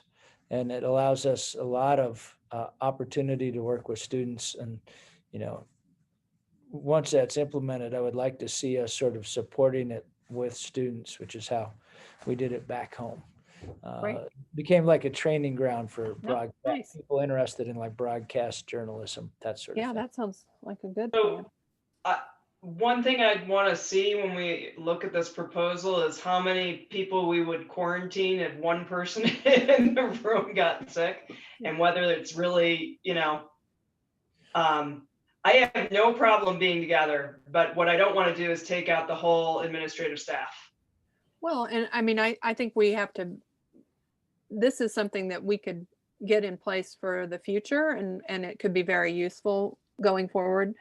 I do think in addition, we have to look at, you know, is it worth our while to try to meet in person, or do we need to really be more conscious of adult meetings and postpone them, you know, till it is a good idea. So this is sort of just to set us up when we get there, I would say. This is several months down the road before this would be online. This isn't something you just, you know, it's not like buying a car and you have it in 4 hours.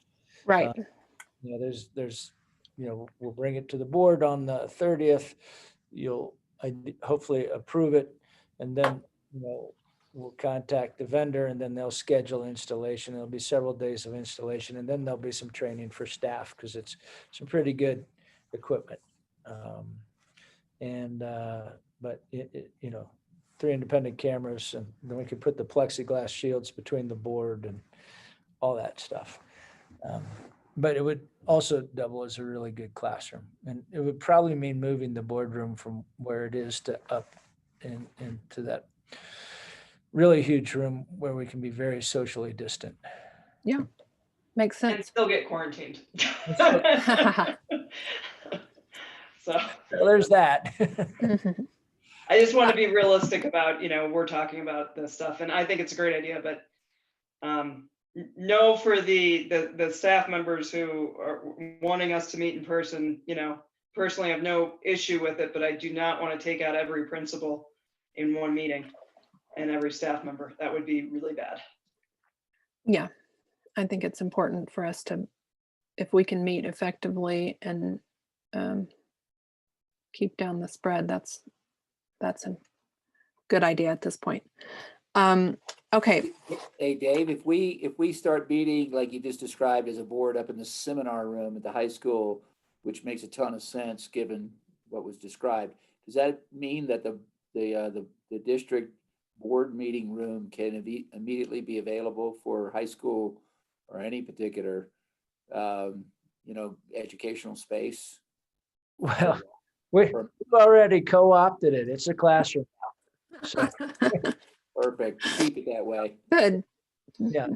Getting some robust use and students in there with, Good. well, they were. I mean, you know, obviously up until Thursday, but they'll be back. They'll be back. It's a classroom. Yeah, Right. it's a class. I like the fact that they start to, you know, it's there. They own it. It's good. It's in their building. Amen.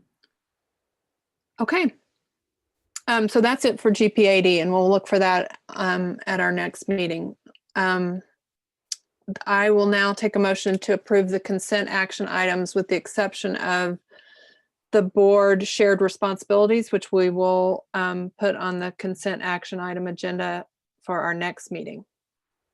So moved. A second? Second. Quick roll call. Katie Frisch, Aye. Susan Marolt, Aye.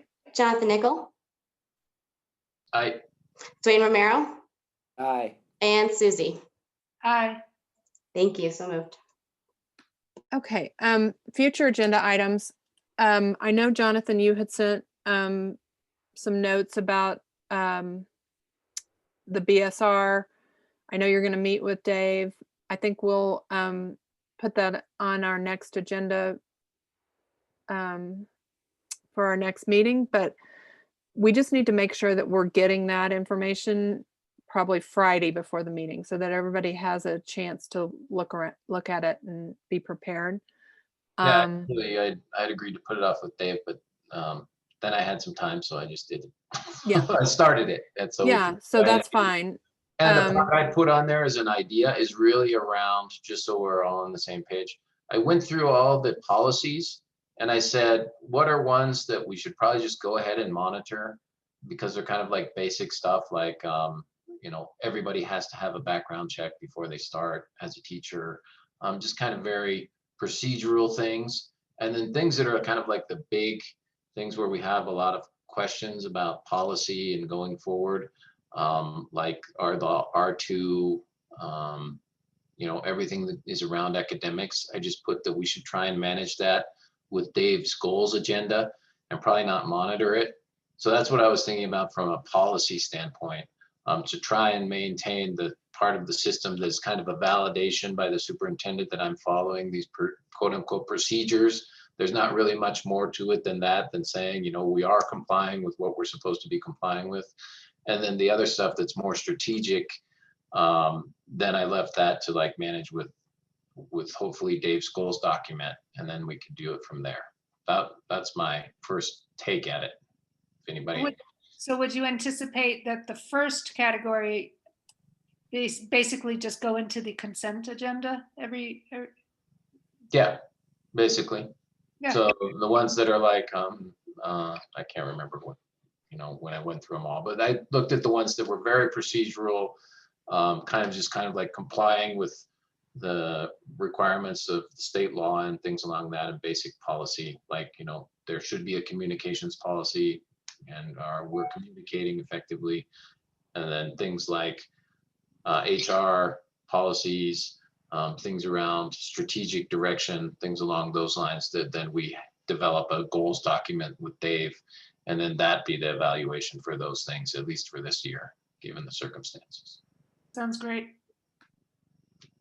Okay, sounds good. We'll look for that, a little more structure at the next meeting.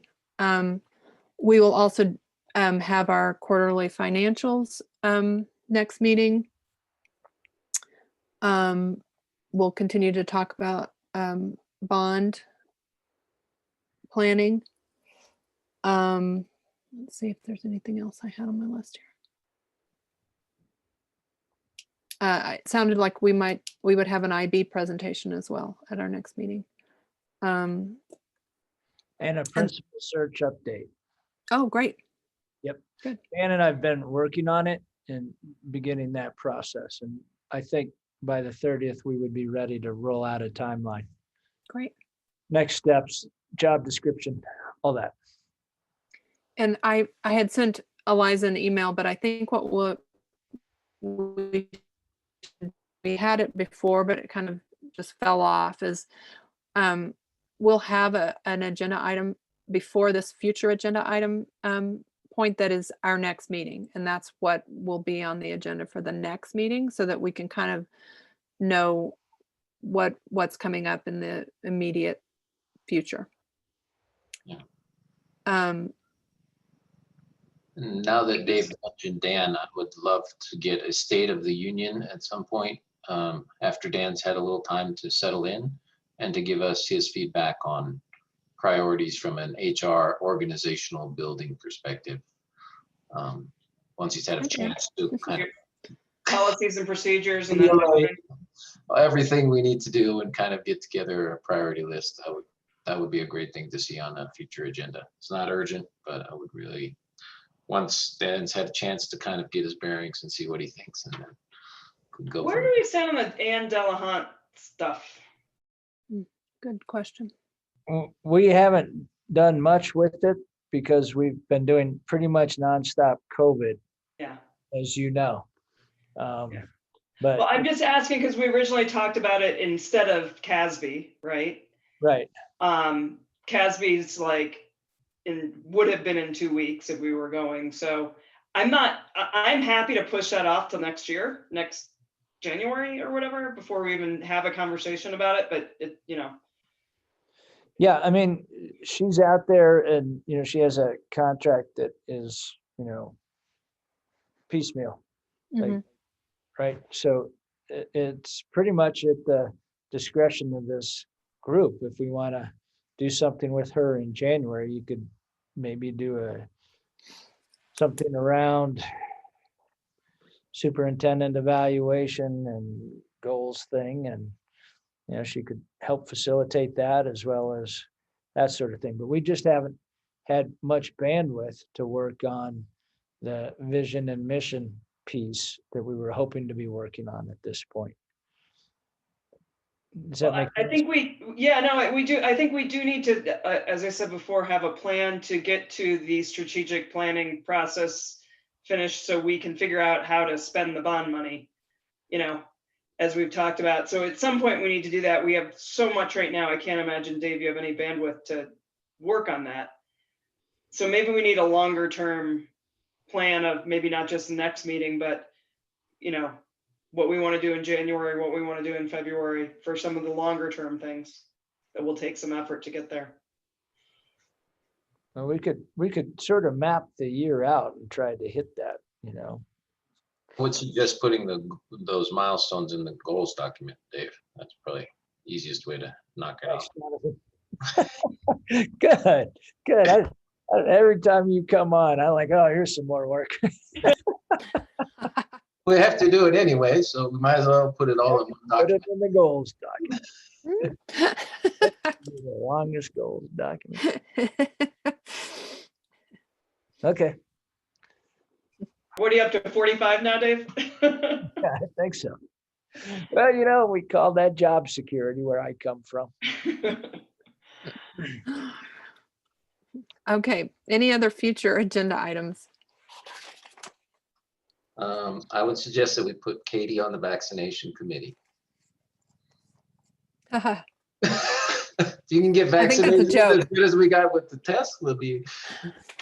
Don't worry, we'll take care of it when there actually is one. And I think Susie's gonna go on the vaccination committee. She somehow skipped out of the COVID one. We'll pull her in. No, that work will be ongoing, and I'm sure every update that Dave gives will have something related to the testing, but we kind of have an adjunct committee form that's focused on, certainly on the COVID testing, and yeah. Yeah. I'd be happy to join. Okay, Katie, you are our person to debrief today's meeting. Okay. So I think, you know, we have a good news all around. It's nice that we're able to hear from AEA and from Stephanie as our new AEA president. We're excited to, you know, continue to work with them. And I was also really thrilled to hear that they are happy that the communication is there and that, you know, things are progressing. You know, the unfortunate news is sort of our overwhelming number of quarantines throughout the district that is causing some logistical issues around effectively delivering in-person education. The good news there is, though, it doesn't seem to be, it wouldn't be classified as an outbreak of COVID cases, but rather an outbreak of quarantine cases. So I think there's hope that we can get through that and modify any procedures that we might need to modify to try to mitigate that as much as in the future as we can. Going into Thanksgiving break, it sounds like there's some support for a little pause and reflect in the middle school, and we'll see where we get on the outside of that, with hopefully enough. It sounded like enough forewarning that parents will be able to pivot. It was great to finally see the data from the clearinghouse and how our kids are doing and getting to college and staying there. And I personally am looking forward to that update and to see how that affects all the kids, not just the vast majority of kids who are going to CU, which is great that they're staying in Colorado and getting the advantage of that tuition. I love it.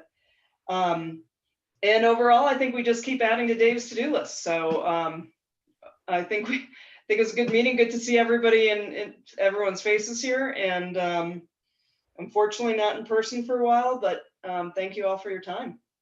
I think it was a good meeting and effective. And one more thing, Susan. Yes. They're outgoing now.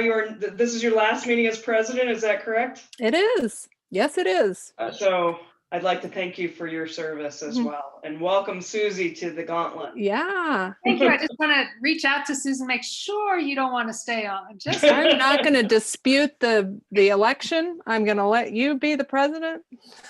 Yeah, I'm fine with that. And I'm happy for you to take over, and you will do a fabulous job. I learned from Susan how we're all on the same team.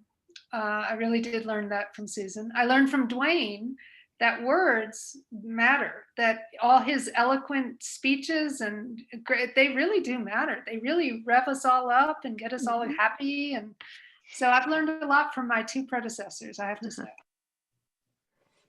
Well done, Susan, and welcome aboard, Susie. And I want to, I'm sure you guys on the board and the district leadership will agree with this following comment. Eliza, you're doing really, really well. Yes. In a very, very tough assignment with a lot of bullets flying at you. It's and you super jumped in cool to just have you in there. Yeah. brand new with all this coming at you, and Yeah, have really right? stepped right up. Keep it up. Doing really, really well. Thank you. The whole community is really, really well served by your service. Well done. Absolutely. Yeah. Thanks, guys. Agreed. And Susan, thank you for not only this term as president, you've done a great job, but also the previous ones as well. I mean, this is your third time, I think, at least. Just second, I think. Oh, just second. Okay. Yeah. Well, so you doubled it, but thank you very much for that. Yeah, sure. Happy to be the assistant secretary treasurer.